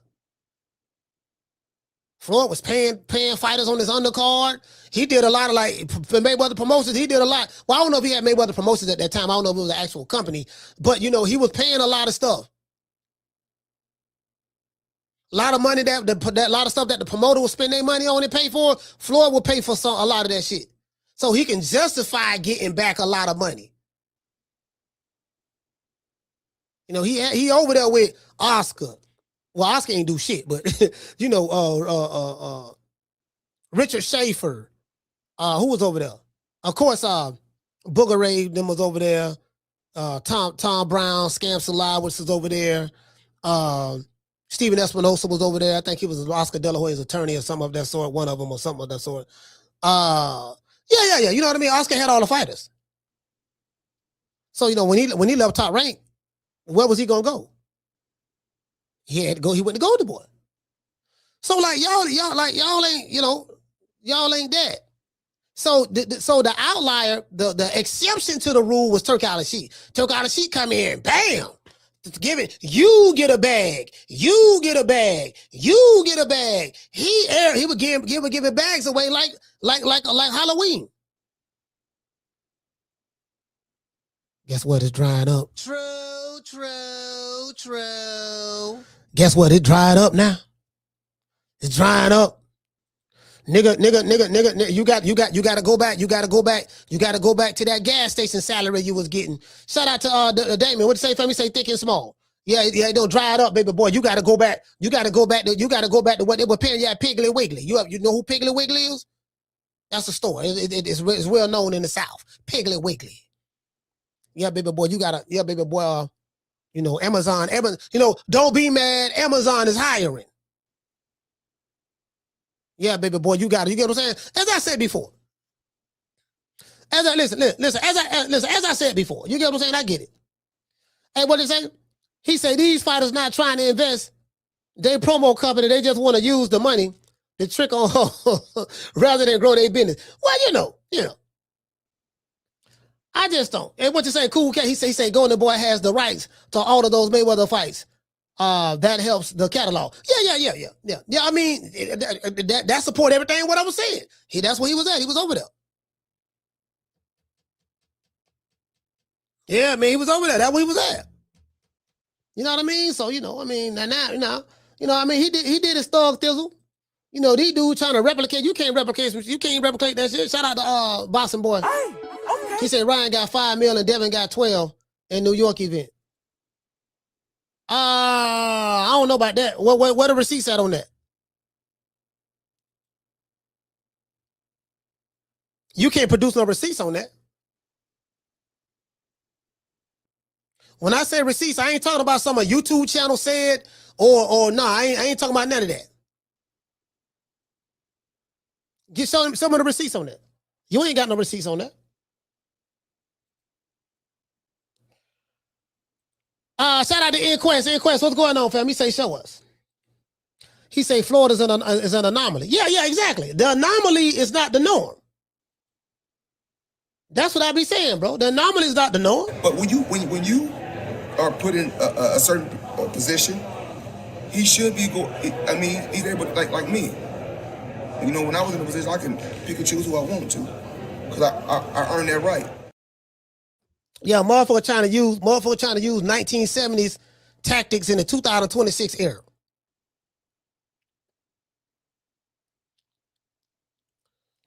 You get what I'm saying? So, shout out to Boxing Boy. Hey, okay. He said Ryan said his pay himself. Yeah, I didn't hear that. Where the receipts at, brother?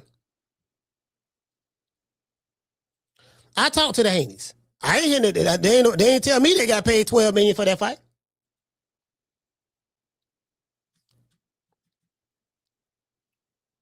And I know them personally. So that shit though. That shit there. If you believe that, then I got an iceberg to sell you. Ryan Garcia is a known liar and a bigot. Every time he open his mouth, he lying. See all that shit he lied about when he got popped with PEDs. So yeah, you know what I mean? I know the Haneys personally. I ain't hear that. And I talk to them all the time. That ain't what I heard, so shout out to Big John Doe. He said the stars aligned for that dude perfectly. Yeah. You know what I mean? So, Gold Rush say that don't sound right. It don't. As a matter of fact, I know that ain't true. Shout out to Green Eyes P. Green Eyes, you over there laughing. What you laughing at, Green Eyes?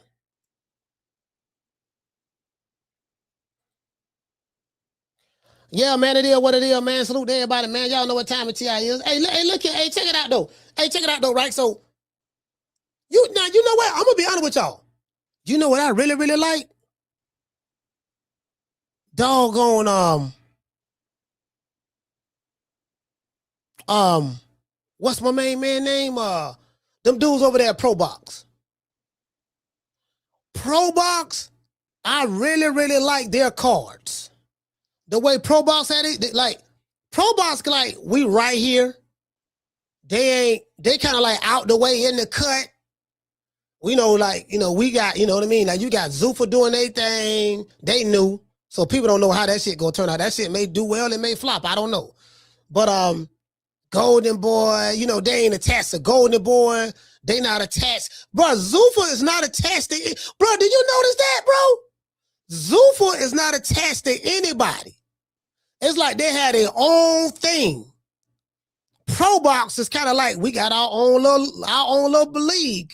I'm not saying it's a league, but you get what I'm saying? It's they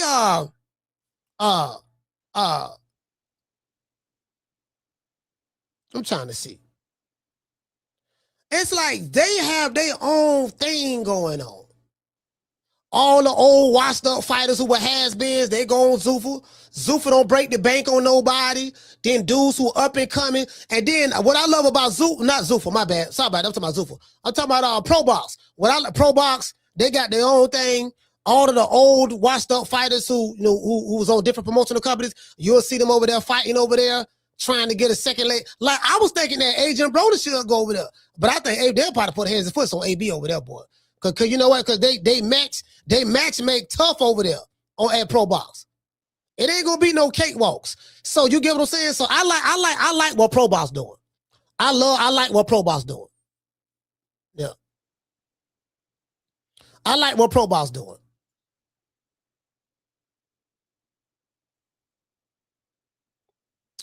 Yep.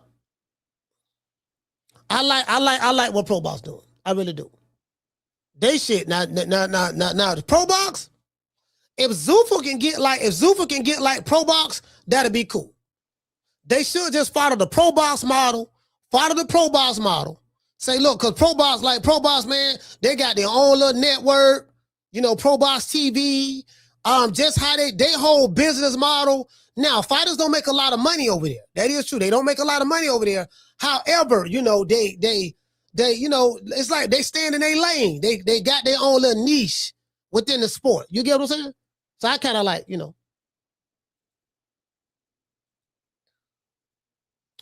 shout out to Boston Boy. Hey, okay. He said, why won't Ryan lie if he gets more? I mean, again, I don't believe that. I talked to the Haneys. So what I'm telling you is I know these people personally. What I'm not going to do, I'm not trying to argue with you about if that's what you want to believe, so be it. Stop trying to convince me of it, though. If that's what you want to believe. I don't believe that. There's nothing that you can say out of your breath, fingers, whatever, that's going to change my mind. I don't believe that. Again, I talk directly with the Haneys. I don't believe that shit what Ryan Garcia said. Period. He's a liar. I don't believe what he's saying. Not saying that the Haneys won't lie neither, but I'm just saying I don't believe it. You choosing to believe it, I chose not to believe it. We just agree to disagree. That's all. Shout out to Boston Boy. He say Pro Box the truth. He say Lester Roach busy all year. Yeah. I like Pro Box. I like Pro Box. I like Pro Box. You get what I'm saying? So, I like that.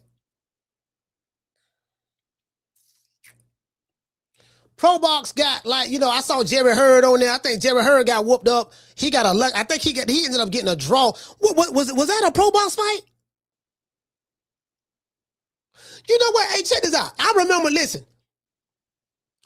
like back in the day, right? I wasn't on YouTube at this time, right?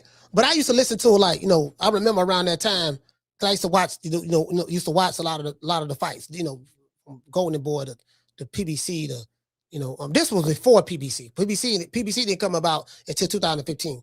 But I remember just how it was. Certain fighters were getting so much hype. Tony Harrison. Shout out I like Tony Harris. J-Rock. J-Rock from Philly. They had Jalen Love. He over there with Golden Boy. They had Badu Jack. That was not Golden Boy. Okay, all this was this was Mayweather Promotions. Mayweather had Badu Jack, Jalen Love. He had Q.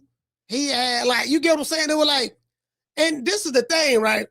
The way they ran the PBC around that time and the way they ran Mayweather Promotions, the way Mayweather, bro, it was like a record company. Bro, it was because, that fan base was the hood.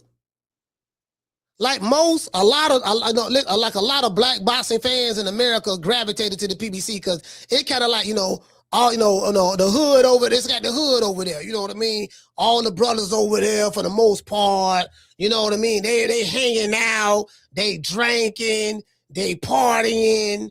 You get what I'm saying? They knocking fools out. This ball is taking the easy matches. Fight another ball. The matchmaking was perfect. Al Heyman had it. Al Heyman had it the way. Look here, baby boy. Don't even worry about it, baby boy. I'm gonna pay you double what you would normally get paid when you was over there Golden Boy. I'm gonna pay you double the amount of money to fight a C-class fighter. Then he building his resume up. Then they talking about, yeah, boy, doggone Charlo, big Charlo. You see how he knocked down such and such? When they go to bragging about he did. And I'm like, dude, you do know that smoke and mirrors, right? This man ain't fighting nobody. This man ain't fighting nobody, man. Then I remember J-Rock. Remember they were talking about J-Rock? He fought J-Rock. He beat J-Rock. No, J-Rock. Because J-Rock's supposed to be in this, he out of Philly. J-Rock. You get what I'm saying? And Philly notorious for having great fighters. We're having good fighters. You get what I'm saying? So, so it's kind of like, Jerry the Herd, nigga, that Jerry the Herd. Then, you're like, wait, this man ain't got no defense. He ain't got no defense. He's slow. He ain't got no footwork. And he blocked punches with his face. That boy ain't gonna last long fighting like that. And what I realized, a lot of these dudes, they was hyping these dudes up. Like, Al Heyman did such a great job. I take my hat off to Al Heyman. Al Heyman did such a great job in the way the promotion and the hype these dudes was getting, bro. Because now you look at it, you're like, man, these niggas wouldn't fight nobody. Bro, I had to go back and analyze Adrian Broner's entire career. No, I was crazy about AB. Boy, I was crazy about AB. I had to go back and look at it. I'm like, man, AB ain't beat nobody. He beat DeMarco. He beat DeMarco. He beat Paulie. Some people say he didn't beat Paulie, but he beat Paulie. He said, I beat Paulie, and I beat Paulie, and I took his girl. And Paulie like, hey, wait a minute. Don't be bragging about my side piece. You got my side piece. Hey, Paulie Baladagi, don't be bragging about my side piece. You took my side piece. That's all you did. You took my side piece. And he got his daddy brushing his hair. And then when I sit back and look at it now, I say, man, I should have saw the writing on the wall at that time, bro. Like, man, Al Heyman did a great job, bro. Al Heyman did a great job, bro.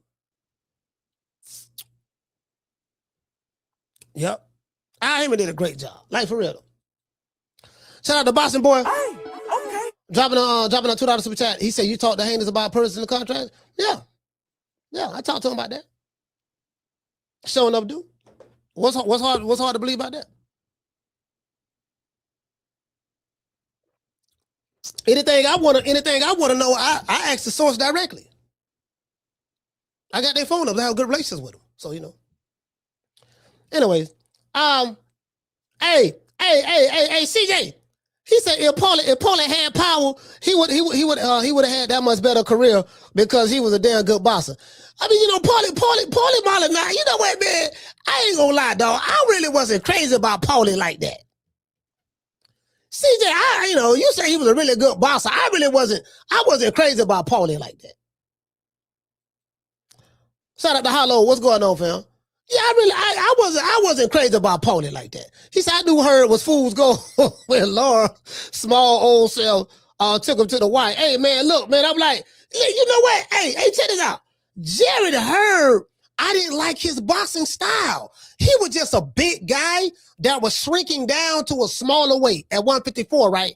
And then he would take, just walk through punches. And he'll wear you down over time and then get you out of there. But his nose is also be swollen up and stuff. Like, Jerry Hurd was a terrible fighter, bro. Like, hey, shout out to Young Tally. Hey, okay. Dropping that half a bam, dub on your boy. Hey, Leroy. Super chat received. Playtime's over, boy. He's okay, this is easy. He say coach. He say Boots say he the cash cow 154. What's your opinion on this statement? Okay, cool. So, this is easy. How do you determine who's the cash cow? You look at the money and the ticket sales. So, what are the factors that decide who is the cash cow? So what he's saying is he is the draw. He's the draw based on what? What is his numbers? See, that's how we that's how we do that. Okay, you are the draw based on what? You the cash cow. Meaning you don't. Okay, Canelo is a cash cow. Gervonta Tank Davis is a cash cow.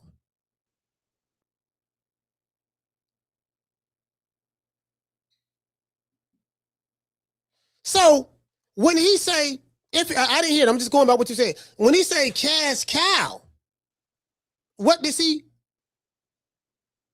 saying? Like, what is his numbers?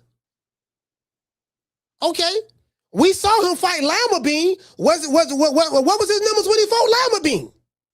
Cash cow. When he fought Karen Chugga Chugga, what was his numbers? Cash cow. And how much money are you paying your opponents? You know, normally when you're a cash cow, like when you fight Canelo, motherfuckers who fight Canelo, they gonna make they make high 7, 8 figures. $10 million. I'm so much of a cash cow. I can pay you a high 7-figure eight figure salary. Cause I'm that much big of a draw. If dudes fighting you, cash cow, and they getting paid Philly cheesesteak sandwiches after the fight, and they making $500,000 to fight you, you ain't no cash cow. True. Shout out to Boxing Boy. He said Carissa's selling more tickets than 80% of boxing. What are the ticket sales? Kill all that.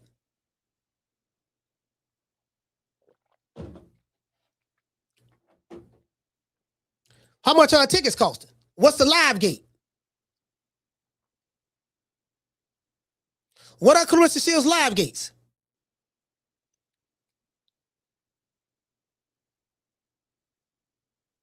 You know, if you're selling tickets for $15 and $20, you can sell out of an arena. $15, $20. That's why I tell them, motherfucker, it's Canelo, and then there's everybody else. We know Tank a draw. Tank, goddamn it, everywhere Tank go, he's selling out an arena.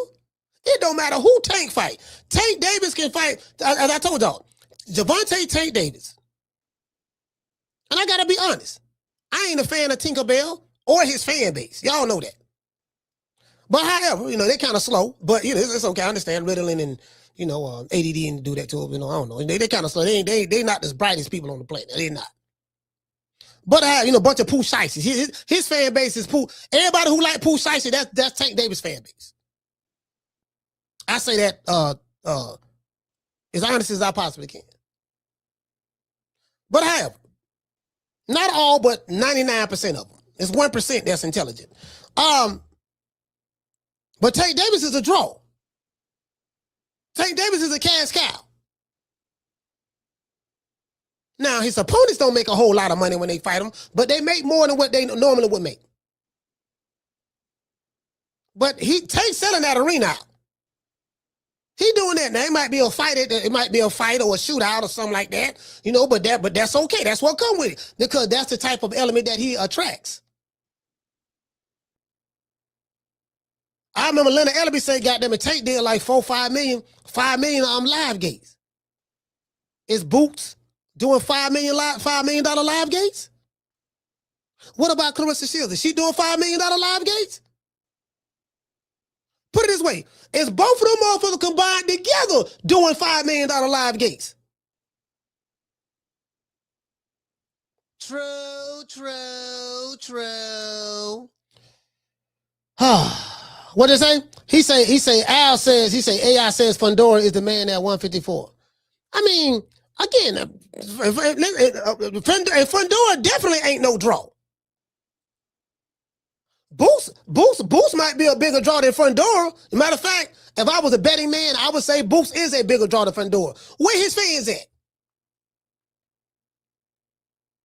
I ain't had no niggas threatening me over Fundora. I ain't had nobody sending me no gun emojis over Fundora. I ain't had nobody sending me no demon face emojis over Fundora. I ain't had nobody telling me you better not come to the fight over Fundora. None of that. Where's his fans at? Do Fundora even have a fan base? Ain't nobody in the streets talking about that tall, lanky motherfucker.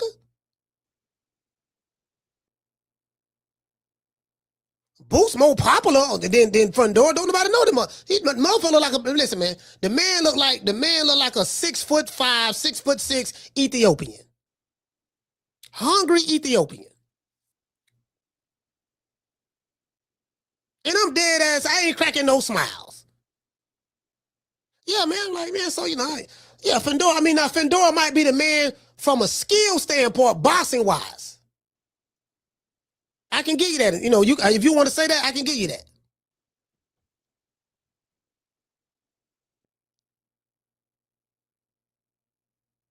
You get what I'm saying? I can give you that. So it's,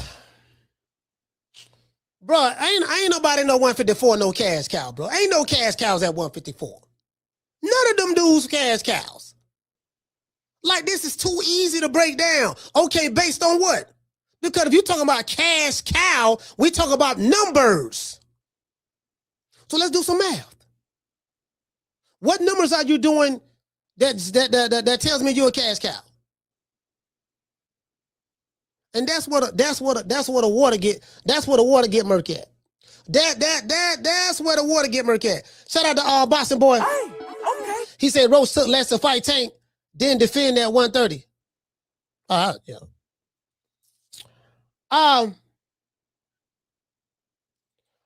Jake Paul is a cash cow. Hey, Savage Sarge, thank you for saying that. Savage Sarge, I forgot all about Jake Paul. Jake Paul is a cash cow.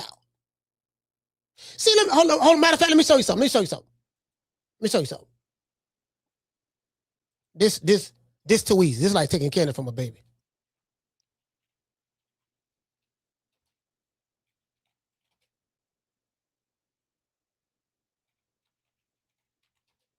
So I'm finna see nigga cash cow. I'm finna see if you on this list. Highest paid boxers in 2025, last year. And we can go back to 2024 too. Is you on this list? Is the nigga on this list? Because this is too easy.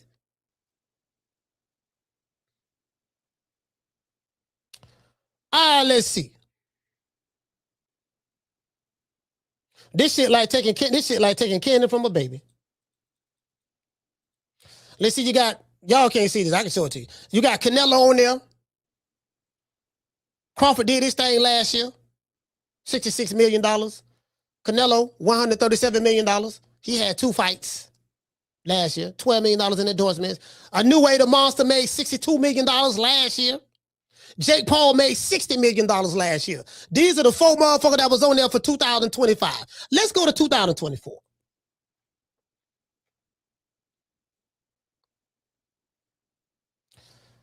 Let's see, 2024, because we had, let's see, Tyson Fury and Alexander Usyk topped the list as the highest paid in 2024. As a matter of fact, Tyson Fury made 116 million pounds. Alexander Usyk made 96.8 million pounds in 2024. Canelo Alvarez did 58 million. Anthony Joshua did 47 million. Jake Paul did 38. And Inoue did 33 million. That was 2024. And then I read you 2025. Guess what? I ain't see Boost's name on that list. True. I ain't see Clarissa Shields' name on that list. Matter of fact, I don't see none of these niggas on that list. These cash cows. So apparently there's levels to being a cash cow. You probably a hood cash cow. Yeah, you know, like what does that mean? Shout out to Boxing Boy. Hey, okay. He say Tank never on the Forbes list, but Inoue is. Yeah, that is true.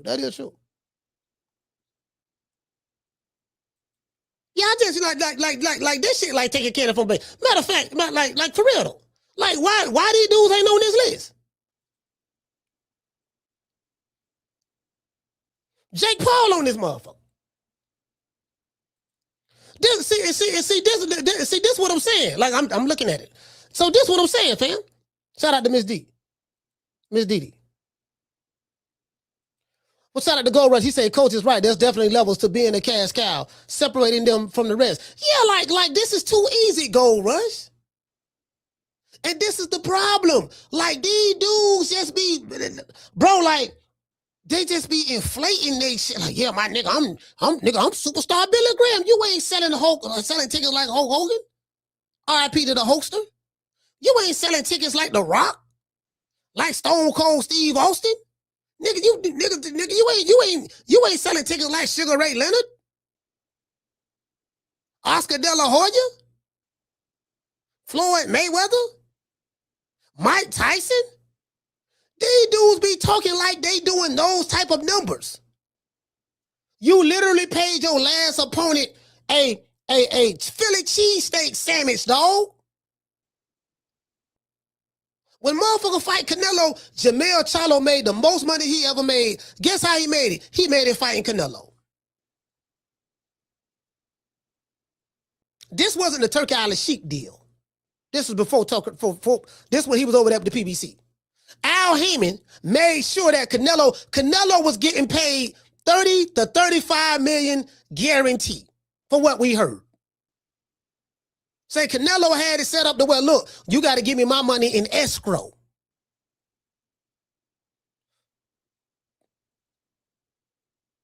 Before the fight, before I set one foot in the ring. Al Heyman didn't pay nobody at the PBC that. When Canelo was over there, he got his 30 million per fight.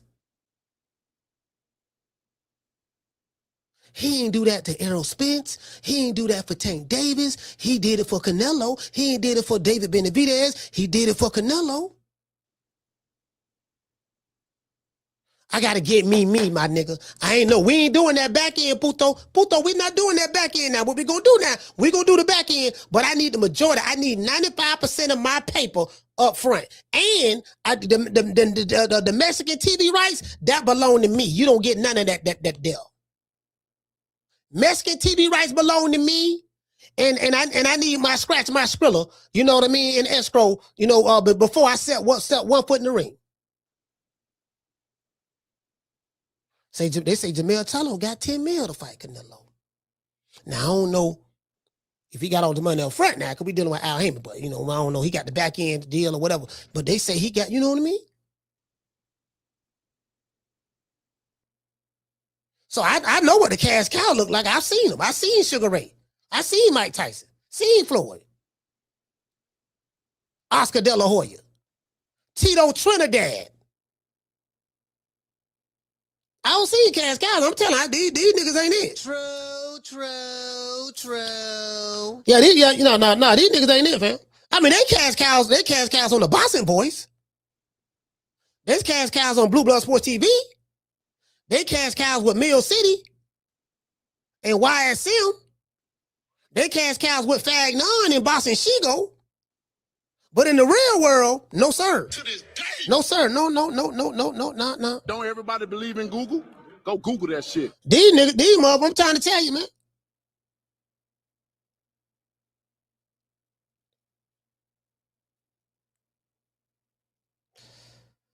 Yeah, man. What it say? D4L say, not just any cheesesteak, the original Tony Luke John. Hey, you know what? Hey, D4L, I said I gotta go to Philly. You know what I gotta do with my bucket list before I kick the bucket. Before I kick the bucket and leave this planet.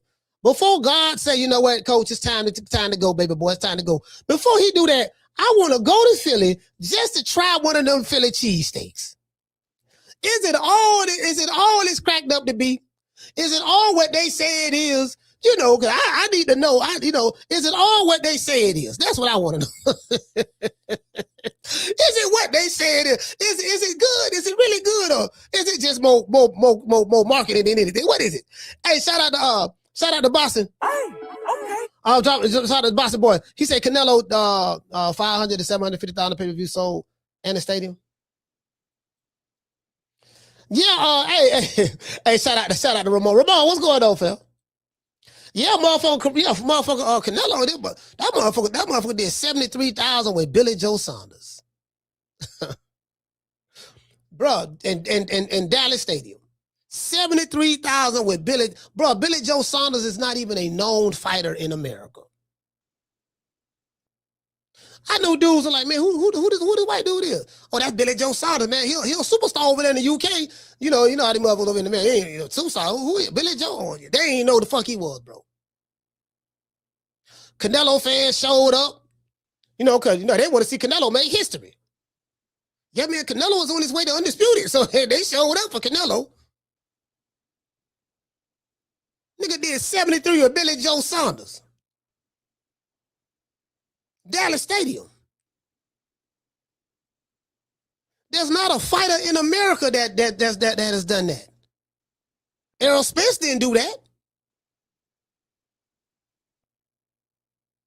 Motherfucking nowhere near that. And he fought Mikey Garcia in that motherfucker. Doggone, they talking about, yeah, man, that's why I say it's Canelo and it's everybody else. We got David Benavidez. So now David Benavidez, Canelo ain't fighting on Cinco de Mayo. He got beat by Crawford. Crawford pretty much, you know, took care of business on that. Retired, went off into the sunset. Fuck it, it is what it is. I don't did all I can do. Almost 40. Motherfucking David Benavidez and Soto, yeah, we're gonna Oscar De La Hoya Brian. Yeah, we're gonna take Cinco de Mayo. That's gonna be our day. We're gonna take Cinco de Mayo, and you know, Canelo's not a star anymore. And now and I'm like, fam, ain't nobody talking about this fight, bro.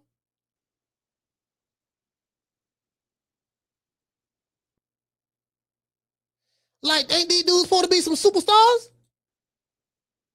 Shout out to Boston Boy. Hey, okay. He said Belanga's still dancing on a car roof after Canelo. Why didn't know? I think he don't got over that. I think he don't got over that. Yeah, I think he don't got over that. He say nope. He say coach. He say the 6A 5A high school football state championship game drew more at Dallas Stadium than Spence and Mikey. All right, so what he say? He said you good from what is it? Philly, New Jersey. What's that? Delaware, Philly, New Jersey, and New York. The truth. Oh, okay. So, but see, I want to go to Philly. I specifically want to come to Philly just to say I was in Philly and I ate a Philly cheesesteak sandwich in Philly. Now I gotta make sure I don't get shot now. So I gotta, y'all, and when I get to Philly, I need to go to the places where the Y is, ain't it? Because I know the crime rate is very high. They say the crime rate depending on what part of Philly. Where the white folks live at? I need to go where where do the white folks live at in Philly? Where the white folks live at? That's what I want to know.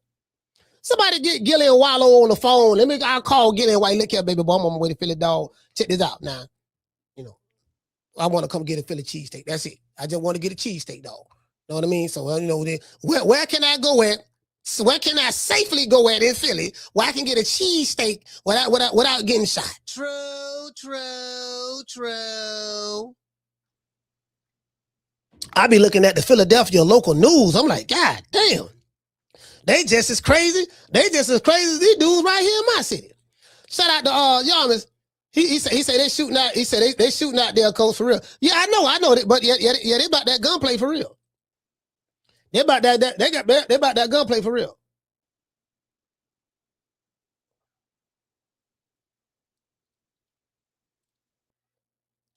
Yeah, man.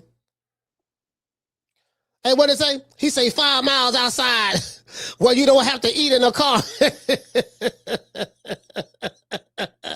Hey, what he say? He say, and Keisha say, the sub not going to be good in the white folk neighborhood. Well, this is the problem. Okay, now listen, Keisha, check this out now. I know what you're saying. You're saying the subs might not be good in the white folk neighborhood. But however, if I go to the white folk neighborhood, there's a good chance I can still be alive. So do I risk taste, you know, a good Philly cheesesteak? Do I risk that? You know what I mean? Risk my life to try to get it? Or do I go somewhere where the white folks at, where the cheesesteaks, they may not be as good, but there's a high chance of me surviving, you know, when I get through eating the sandwich. To this day. True. See, we gotta put safety. We gotta think about safety now. Shout out to what it say, CJ say, Philadelphia has a strip dedicated to drug addicts called Kensington? Oh, okay.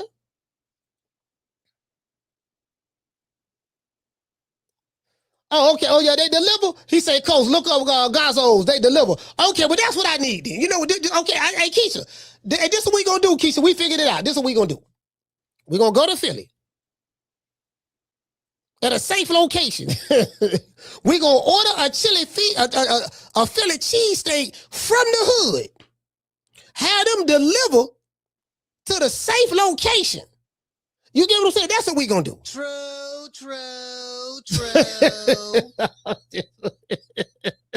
No, I just bullshit. I'm going to go. No, that's bullshit. I'm going to go to the restaurant.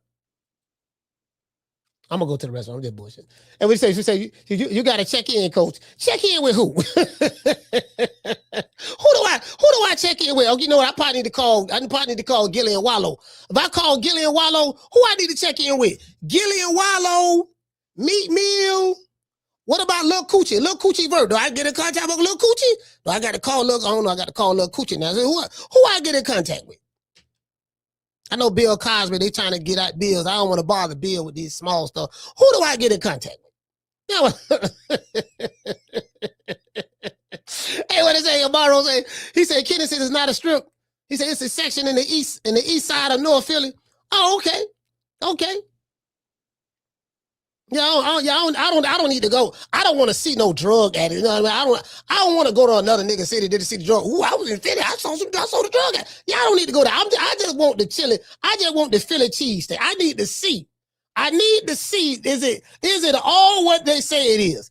Hey, what they say? Dr. Toe, they say if you go to Norfolk for a Keyshawn fight, they say go to Eagles. He say the owner is originally from Philly and they make original PCS. Better than okay. Philly cheesesteaks better than Tony Luke's any day. All right, okay, all right. You know what? Hey, Keisha just said I forgot all about that. We got Uber Eats now, so.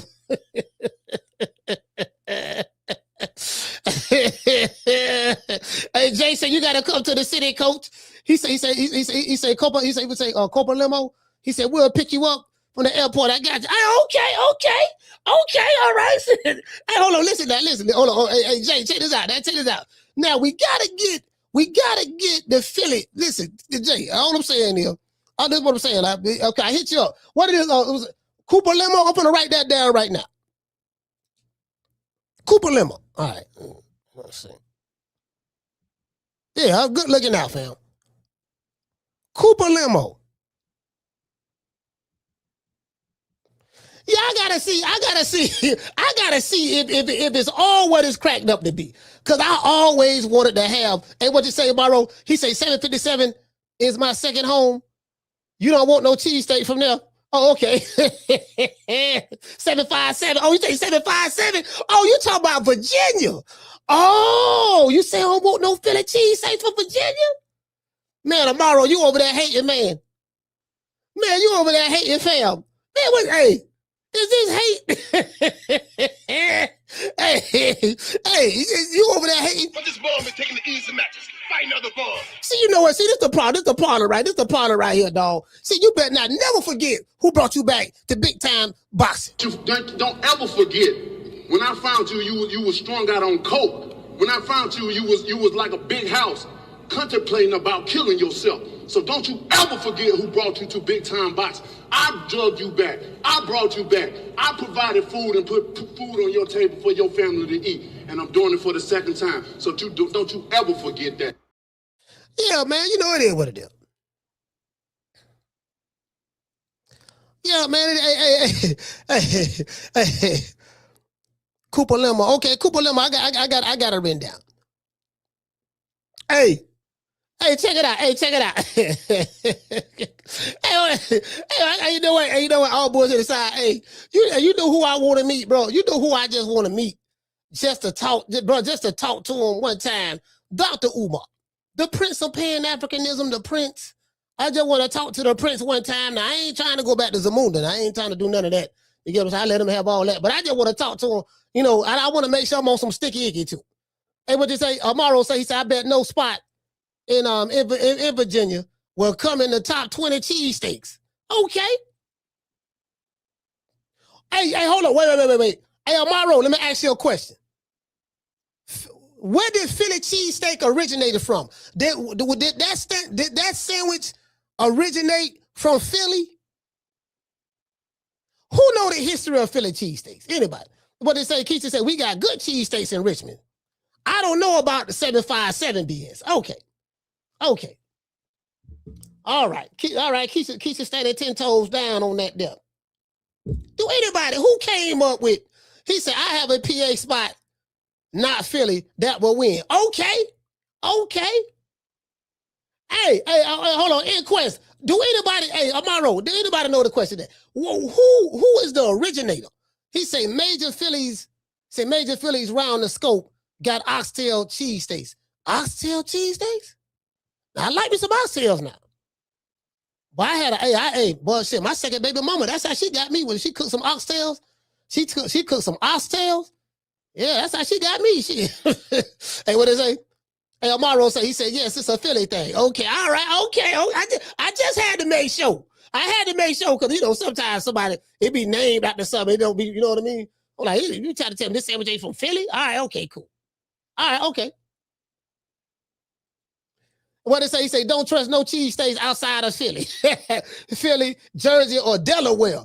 Outside of Philly, Jersey, or Delaware, don't trust no cheesesteaks. Okay. All right, Underground. I got you, fam. I got you. All right, hey, Underground. I'm gonna go back and read. I'm gonna look. I'm taking notes now. I got stuff in my mental Rolodex. I gotta make sure. But listen, I got family in Philly, bro. I'm dead ass. I don't know them though. When my mother was young, this in the 60s. So I think I told y'all this. I gave you a little backstory. My mother was a very, very militant woman, and she came up in that. My mother was born in 1944, so she came up in a different era. Segregation, stuff like that. She came up in that era, and she's seen a lot. You get what I'm saying? And when my mother was like 22, as a matter of fact, before that, when my mother was a teenager, she used to live in Philly because my mother dropped out the 8th grade. So she was a very, very smart woman though. She know how to read, write, and spell. You know what I mean? So, but she told me, she said, yeah, when I was younger, she lived in Philadelphia. She said, stayed with her aunt. She got an aunt there. She said, we got a lot of family there. But she said, I stayed there with her because her mother passed away. And then she stayed there with her. And she came back to Tampa with my grandfather and, the rest. Because it was like 10 of them. It was 10. She was the second youngest. It was 10 of them, right? So normally back in that day, your older siblings take care of your younger siblings. That's how that normally would work out. Help the parents and stuff. So my mother, when she went back to Philly in 1966, she joined the Panther Party. Because, the Panther Party started in 1966, right before, they started right after Marvel Comics. Because, Stan Lee and Jack Kirby came out with the comic book Black Panther, and they came up with Wakanda and all that stuff there. Then the Panther Party was initially recognized, I think in the Bay Area, right out after that. I think later on in that year, I looked it up. It was kind of like later on in that year, like in 1966. So my mother was there and stuff like that. But I don't know him, so I don't know. You get what I'm saying? I really don't know much about it. Then my mother gone now, so I'll probably have to talk to some of my other older cousins and my aunts who may know that information. You get what I'm saying? So, hey, what did it say? Amaro said he say Angelo's, Delisandro's, Skinny Joe's, Jim's. What is it? Ishy Bibbles? Steve. What is it? Steve's Taste, Del Rossi, best spots in the city. Somebody else, he say some real good spots in the burbs too. Okay, but listen, all I'm saying is this. I just think I think that's on my bucket list. I always want to go to Philly, you know what I mean? Hold on. Oh, I got other super chats. Oh no, I read all those. Yeah, you get what I'm saying? So I'm kind of like, just get there, just get there and he said they got oxtails. Who got this? I love oxtails, bro. Yeah, I love oxtails. I love oxtails, but I ain't gonna say a lot. Bro, listen, my second baby mama got me with them oxtails, but I had no, you know what I mean? You know, I had no. That's how she got me. That's how she got me. And I was supposed to, you know what I mean? I was supposed to, you know, we supposed to be just did our thing, and that's that. She had 3 kids and stuff. I stayed a little too long. My mama was tripping too. Mama say, "Boy, what the hell you thinking about? How you gonna get with a woman that got 3 kids already? Well, I thought I taught you better than that. She wants you to take care of them kids. Why you think she? Hey, look at my mama, man. Betty G was a motherfucker, but she was right. She was damn so right though. Hey, what it say? Shout out to the J Kid. He say that's how wifey got me too. Them oxtails followed by that pink snapper. Hey, man. Yeah, I'm trying to tell you, boy. Yeah, it'll do it. Hey, hold on, y'all. Let me refresh my on screen. Refresh it right quick.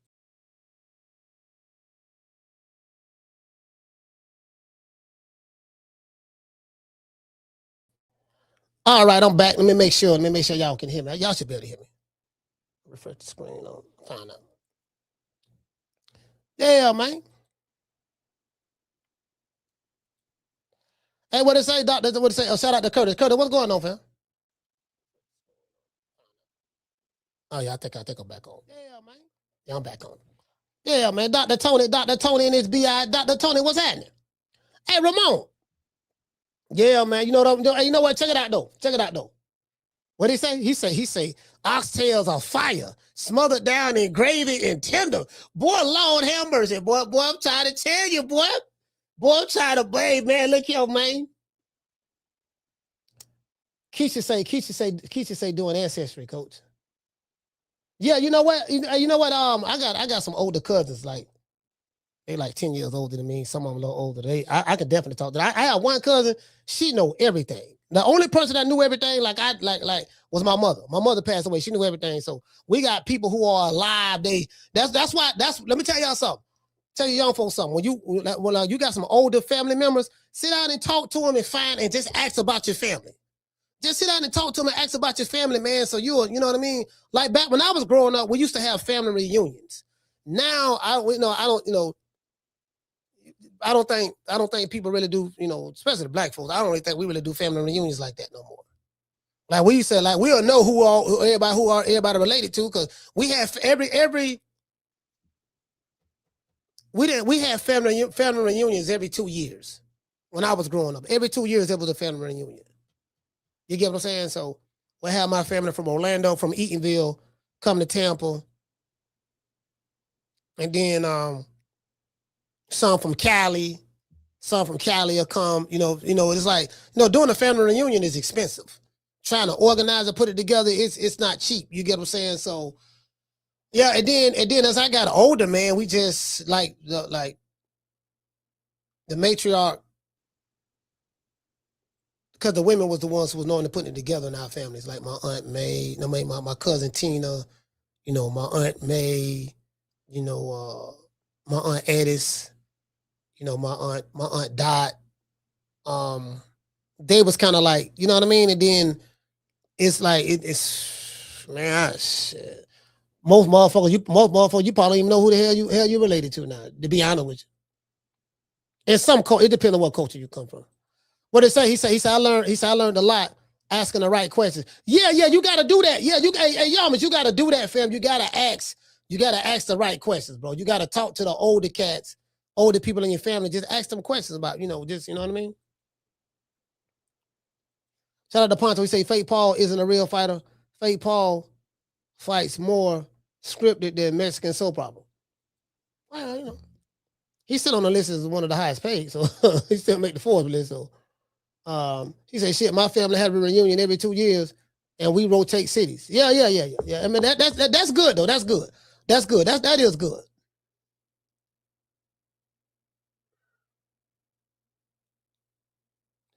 What they say? He say it seems like once the matriarch goes, the family divides. Yeah, it's over with. It's over. I know for my family it is. It ain't like we have.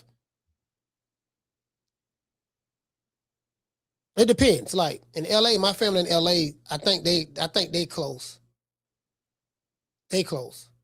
I don't know, but what happens is once the generations get older and they start having kids, and then those kids become grown and then they have kids, it kind of like dilutes because what happens is the people who was normally responsible or would normally put these events together, they don't got older, they don't pass away.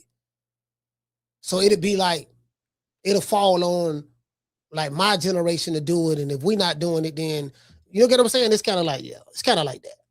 It's over with him. I'm from my family though. It's a lot of us, but everybody scattered. You get what I'm saying? So he say it's starting to die down slowly though. Yeah. Oh yeah, starting to die down slowly. Hey, what you say, Damien? He said we haven't had a reunion since they passed. Hey, you know what? That's how it is though. Hey, Damien, that's how it is, brother. Unfortunately, fam, that's how it is. What you say? He say fake Paul is WWE. Hey, but you know what though? If fake Paul is WWE, is that a bad thing? WWE makes a lot of money. Did you see WrestleMania? Did you see WrestleMania this past weekend, bro? This past weekend or weekend before last? Right? Did you see how big WrestleMania was?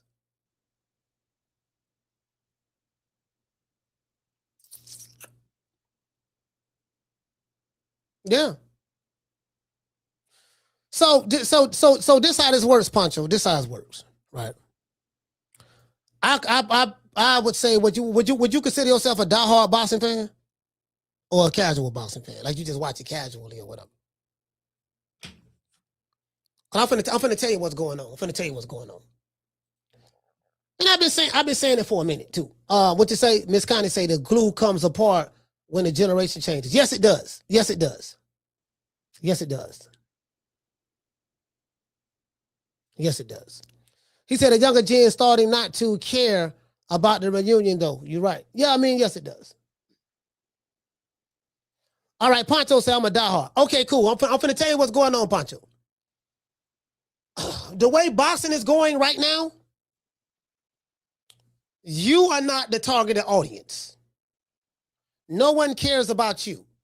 Or someone like, I was a diehard at one point in time. I'm not no diehard boxing fan no more. I'm a diehard boxing fan from a certain era. I'm still stuck on the era that I came up in. The era where good fights was the norm of the day. So I'm stuck there. I'm not a diehard boxing fan of this era of boxing. This era of boxing, I don't care nothing about it. But I'm gonna explain something to you, fam. Jake Paul is a byproduct of what boxing in America has become. The joke and the laughing stock of the sport of boxing. He was able to sneak through the back door, and he's classified 2 years in a row as one of the highest paid fighters. He's on the list with a New Wave, Tyson Fury, Anthony Joshua, Terrence Crawford, Canelo Alvarez. He's on the list with those guys. Alexander Usyk, and he's on the list with those guys. So even though you're a diehard, but guess what? You ain't probably buying no pay-per-views. You probably, maybe you are, maybe you're not, but it ain't enough of you that's doing it. Maybe you go to fights, maybe you don't go to fights. But guess what? That boy draw, he's selling tickets. So although it may be scripted in WWE, but guess what? His fan base is not a hardcore boxing fan base. I want you to see what's going on. I'm going to show you.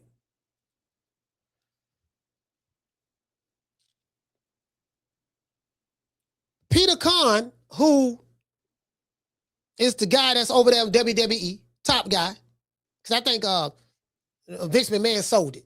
He sold it for like they sold WWE for like what, $7-8 billion, something like that. It's a juggernaut. Logan Paul is over there. He's a star over there in WWE. That fan base is all about entertainment.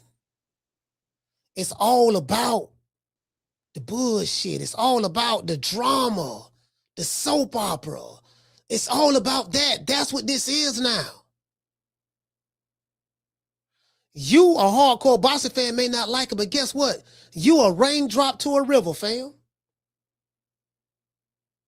You don't even matter to them. They care nothing about you. Because you're not their targeted audience. Their targeted audience is TikTokers, Instagrammers, people who like influencers, people who like WWE. That's their audience. That audience is here in American boxing right now. That's why they're not gravitating to Richardson Hitchens. They gravitate to Ryan Garcia. They're not gravitating to Devin Haney. They're gravitating to Tank Davis. They're not gravitating to Boots Ennis, Virgil Ortiz,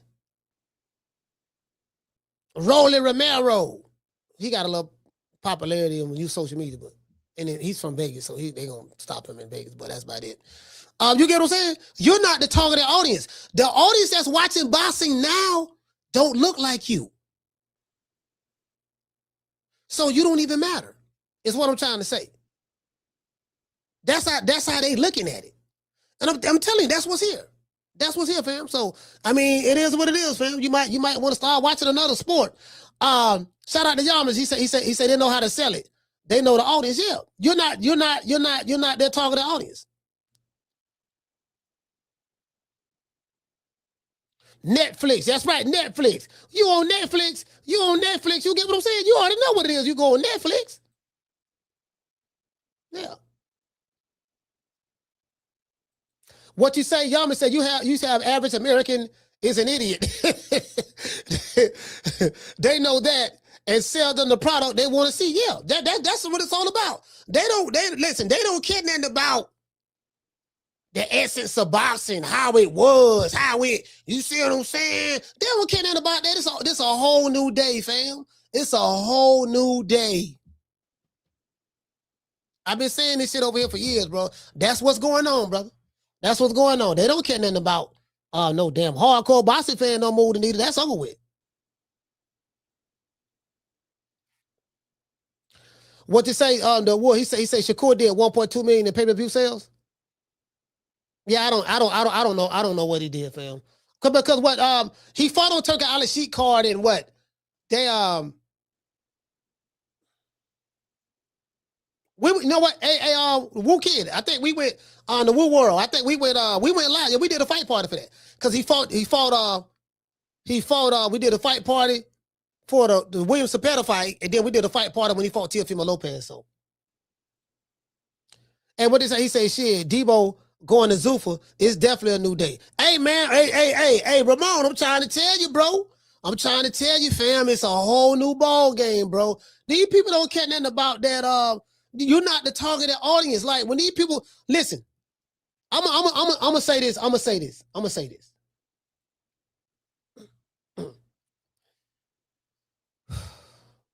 All right.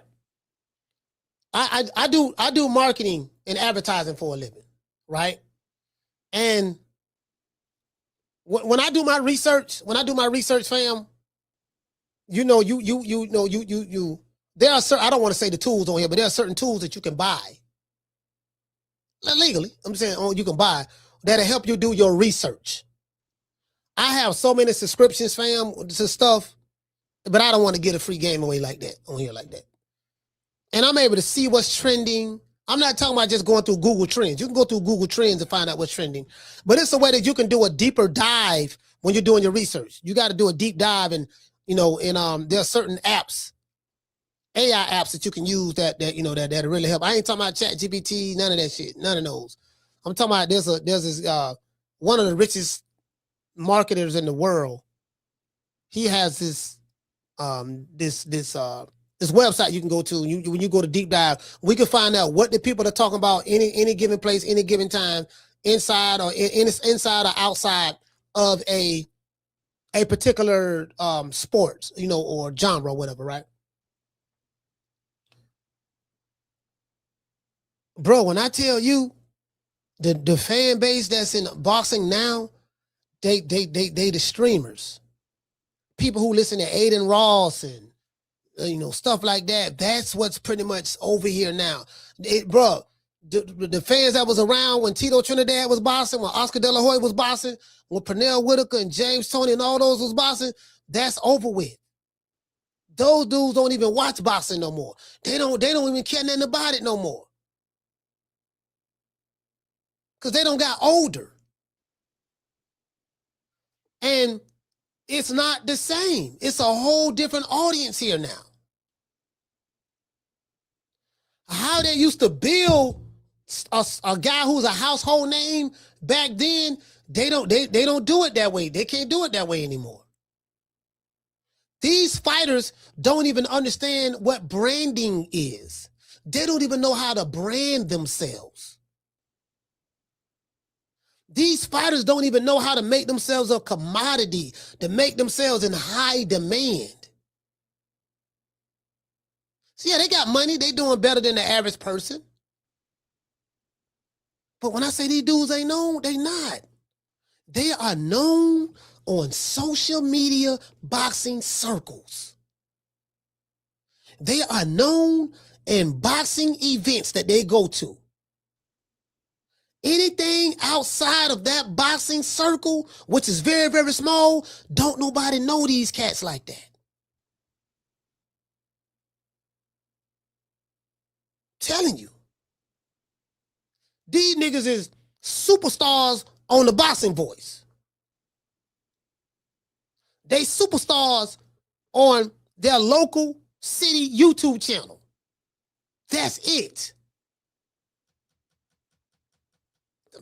Man, take it or leave it alone, man. True.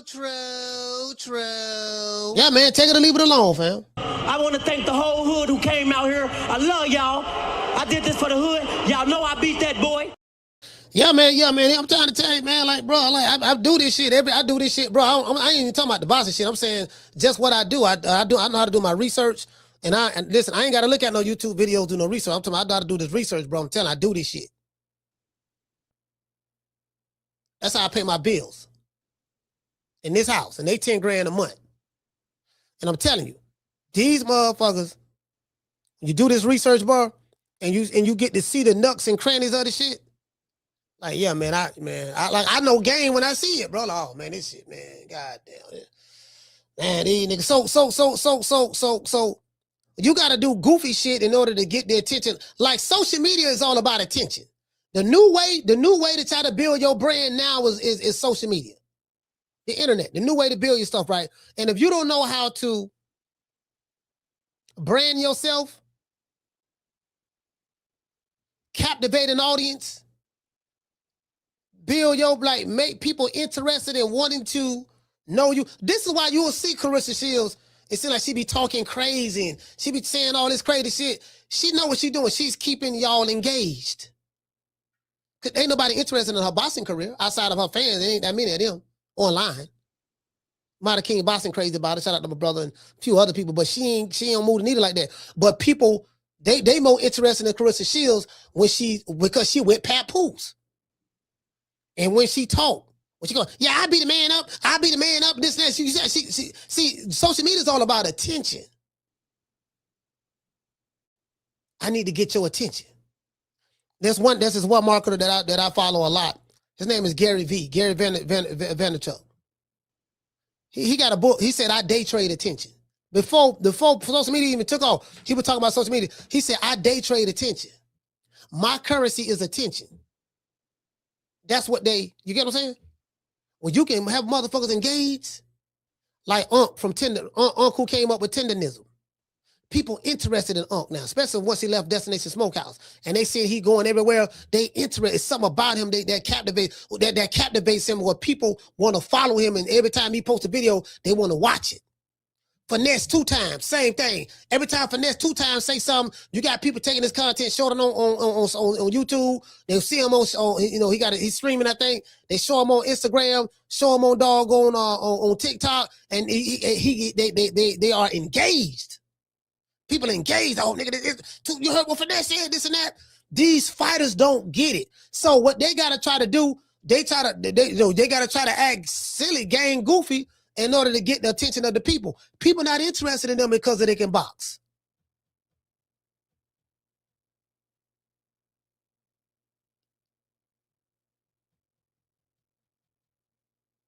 They want to hear, oh, you, man, you heard what Ryan Garcia said. You heard what Rolly Romero said. Man, Carissa Shields tripping again. That's the audience that's here now. You see what I'm saying, Pancho? That's the audience that's here now. They want the drama. They want you see what I'm saying? They want the clown shit. I've been saying this shit for 3 years. What's gonna happen? And we're here now. Only thing with me, I'm not mad. I used to be that diehard boxing fan that was holding the flag. Yeah, man, we're gonna hold the line and this and that and yada yada yada. I'm still holding the line because I still got my boxing criteria. I ain't changing that. So I'm gonna hold the line on that. I ain't gonna never change on that. But I see what's going on. Oh, they want the bullshit. Because I understand that the boxing fans that was here when I was in my teens and in my 20s and in my 30s and some of my 40s, that's not what's here right now. And that's just the truth, bro. That's just the truth. That's not what's here right now. That's over with. I am sick of hearing these bullshit Superman stories about the Wassa legendary Bruce Leroy catching bullets with his teeth. Catches bullets with his teeth? Nigga, please. How can I get your attention? What, how much indignity or whatever I'm willing to sacrifice in order to get attention? And then on the boxing scene on social media, it's all about trying to kiss the fighter ass in order to get the interview. Telling some real shit. And you have to handle these guys with kid gloves. And then the professionalism is really not there as well. So it's just a different, So my advice is, listen, man, these guys gotta understand branding. They don't understand, if you are a boxer and motherfuckers ain't checking for you, you boxing and this and that. You don't know you got fans. You don't know how to reach out to your fans. You don't know how to touch your fans. You don't know how to talk to your fans. If all you know how to do is reach out to your fans by going on another big fight hype or going on Ariel Helwani show, yeah, he got a big following. I'm finna get on there and talk and this and that. Okay, but do you talk directly to your fans? How are you keeping your fans engaged with you? These fighters don't understand that. They don't get it. They don't, bro. They don't. I swear, they don't get it. And I'm like, these dudes, and this why you niggas ain't popular like that. You ain't, you know what I mean? Because they don't know, fam. They don't know. They really don't know. The fuck? Fuck you all rolling up on for, cuz? Huh? He must don't know. He can't know. Huh? He can't know. Hey, man, shout out to Jamie, man. Jamie, what's going on? Shout out to doggone Mr. Tomato Can. Mr. Tomato Can, what's happening, fam?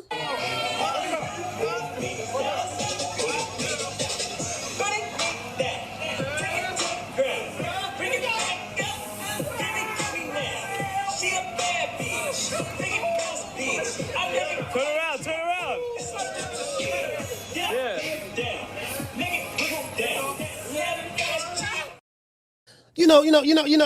We dancing and celebrating. Now, I run every kind of bitch, every kind of place, and I know one thing. When it comes down on you, you either collectivize or you run like a solitary rat. Yeah, man, it is what it is. Down from the bar, there's a platform stage. People pimping, sharp as razor blades. Go mess around and have somebody come take your girl. I am ranked number one. One! That means I'm the best. But this bum been taking the easy matches, fighting other bums. Bums taking the easy matches, fighting other bums. And by the way, ladies, and I'm telling you the God's honest truth, By the way, ladies, I'm telling you the God's honest truth. By the way, ladies, I'm telling you the God's honest truth. I had a dream, and spirit confirmed to me in the dream that I'm supposed to have 2 wives. And since it came to me in my dream, it is official and it is authentic. It was approved by the heavens. They will not be the same complexion, because I don't want to be accused of being a light-skinned supremacist or a dark-skinned supremacist. I have one question, Dr. Umar. You said that you had a dream and spirit confirmed to you in your dream that you're supposed to have 2 wives. And you want a dark-skinned one and a light-skinned one. Okay, that's been established. I have one question, and it's a really, really good question. Do you have the means to be able to take care of 2 wives? True, true, true. Just got to throw that out there. Hey, yeah. Oh, that look good.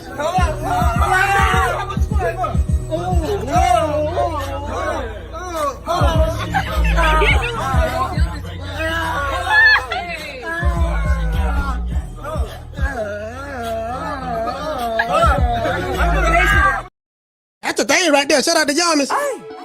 Oh, shout out to Dr. Boxing. Shout out to Mr. T. Shout out to Keisha. Shout out to the lovely Tila. Can't forget about Miss Connie. Lisa Bales. Shout out to Just Living Life. Mr. T. Just So Sick. Crenshaw P. Shout out Big Nuts. Hall Cat Cheese. Chico Stick. Hobo Sam. Pork Chop Willie. Shout out to Daniel. We got Mr. Tomato Can. Shout out to the Woo World. The Woo World, what's going on, fam? Shout out to Relax and Chill. And you know what? I like that. I like that. Relax and Chill. Bro, you know what? That's a hell of a name. Hey, man, Relax and Chill. Hey, man, you are now tuned into the Relax and Chill podcast, where we come to relax and chill. See what I'm saying? Look here, man. We ain't coming with all that rah-rah. We don't want no static. We want everything to be smooth sailors, baby boy. Taking it easy like Sunday morning, just like the Commodores. With Lionel Richie. You get what I'm saying? That's all. We just want to relax and chill, dog. I just want to smoke my weed, talk my shit, laugh, and be left the fuck alone. True, true, true. Shout out to Yamas. The lovely Tila. Let's see, Jamie from New York. Shout out to Clint Cummings. The lovely Miss Connie. Cool K forever. Salute, brother. We got my main man Daniel. Who else we got? Oh yeah, we got Ramon and his BI. Let's see. We got Pancho Bila. Pancho, what's going on, brother? Let's see. Yeah, man. I say Dr. Mario. Let's see. Let's see what else we got, man. Who else we got, man? We got Dr. Boxing. Shout out to Cool Boy Curry, man. Clint Cummings in his BI. Yeah, man, it is what it is, man. I'm gonna give everybody else a shout out right after, and y'all know what. Oh, yeah, matter of fact, and you know what? If you got some haters, this what you tell them. Let me address something to some of the haters out there about me. Y'all can kiss my ass twice. Both cheeks. Don't bitch. Mama hold both cheeks. Both cheeks. Got to kiss them twice. Do it 2 times. You know what I mean? Because the left cheek might get jealous. So just when you do it, make sure you know what I mean. Just want to throw that out there to all of the haters. You did.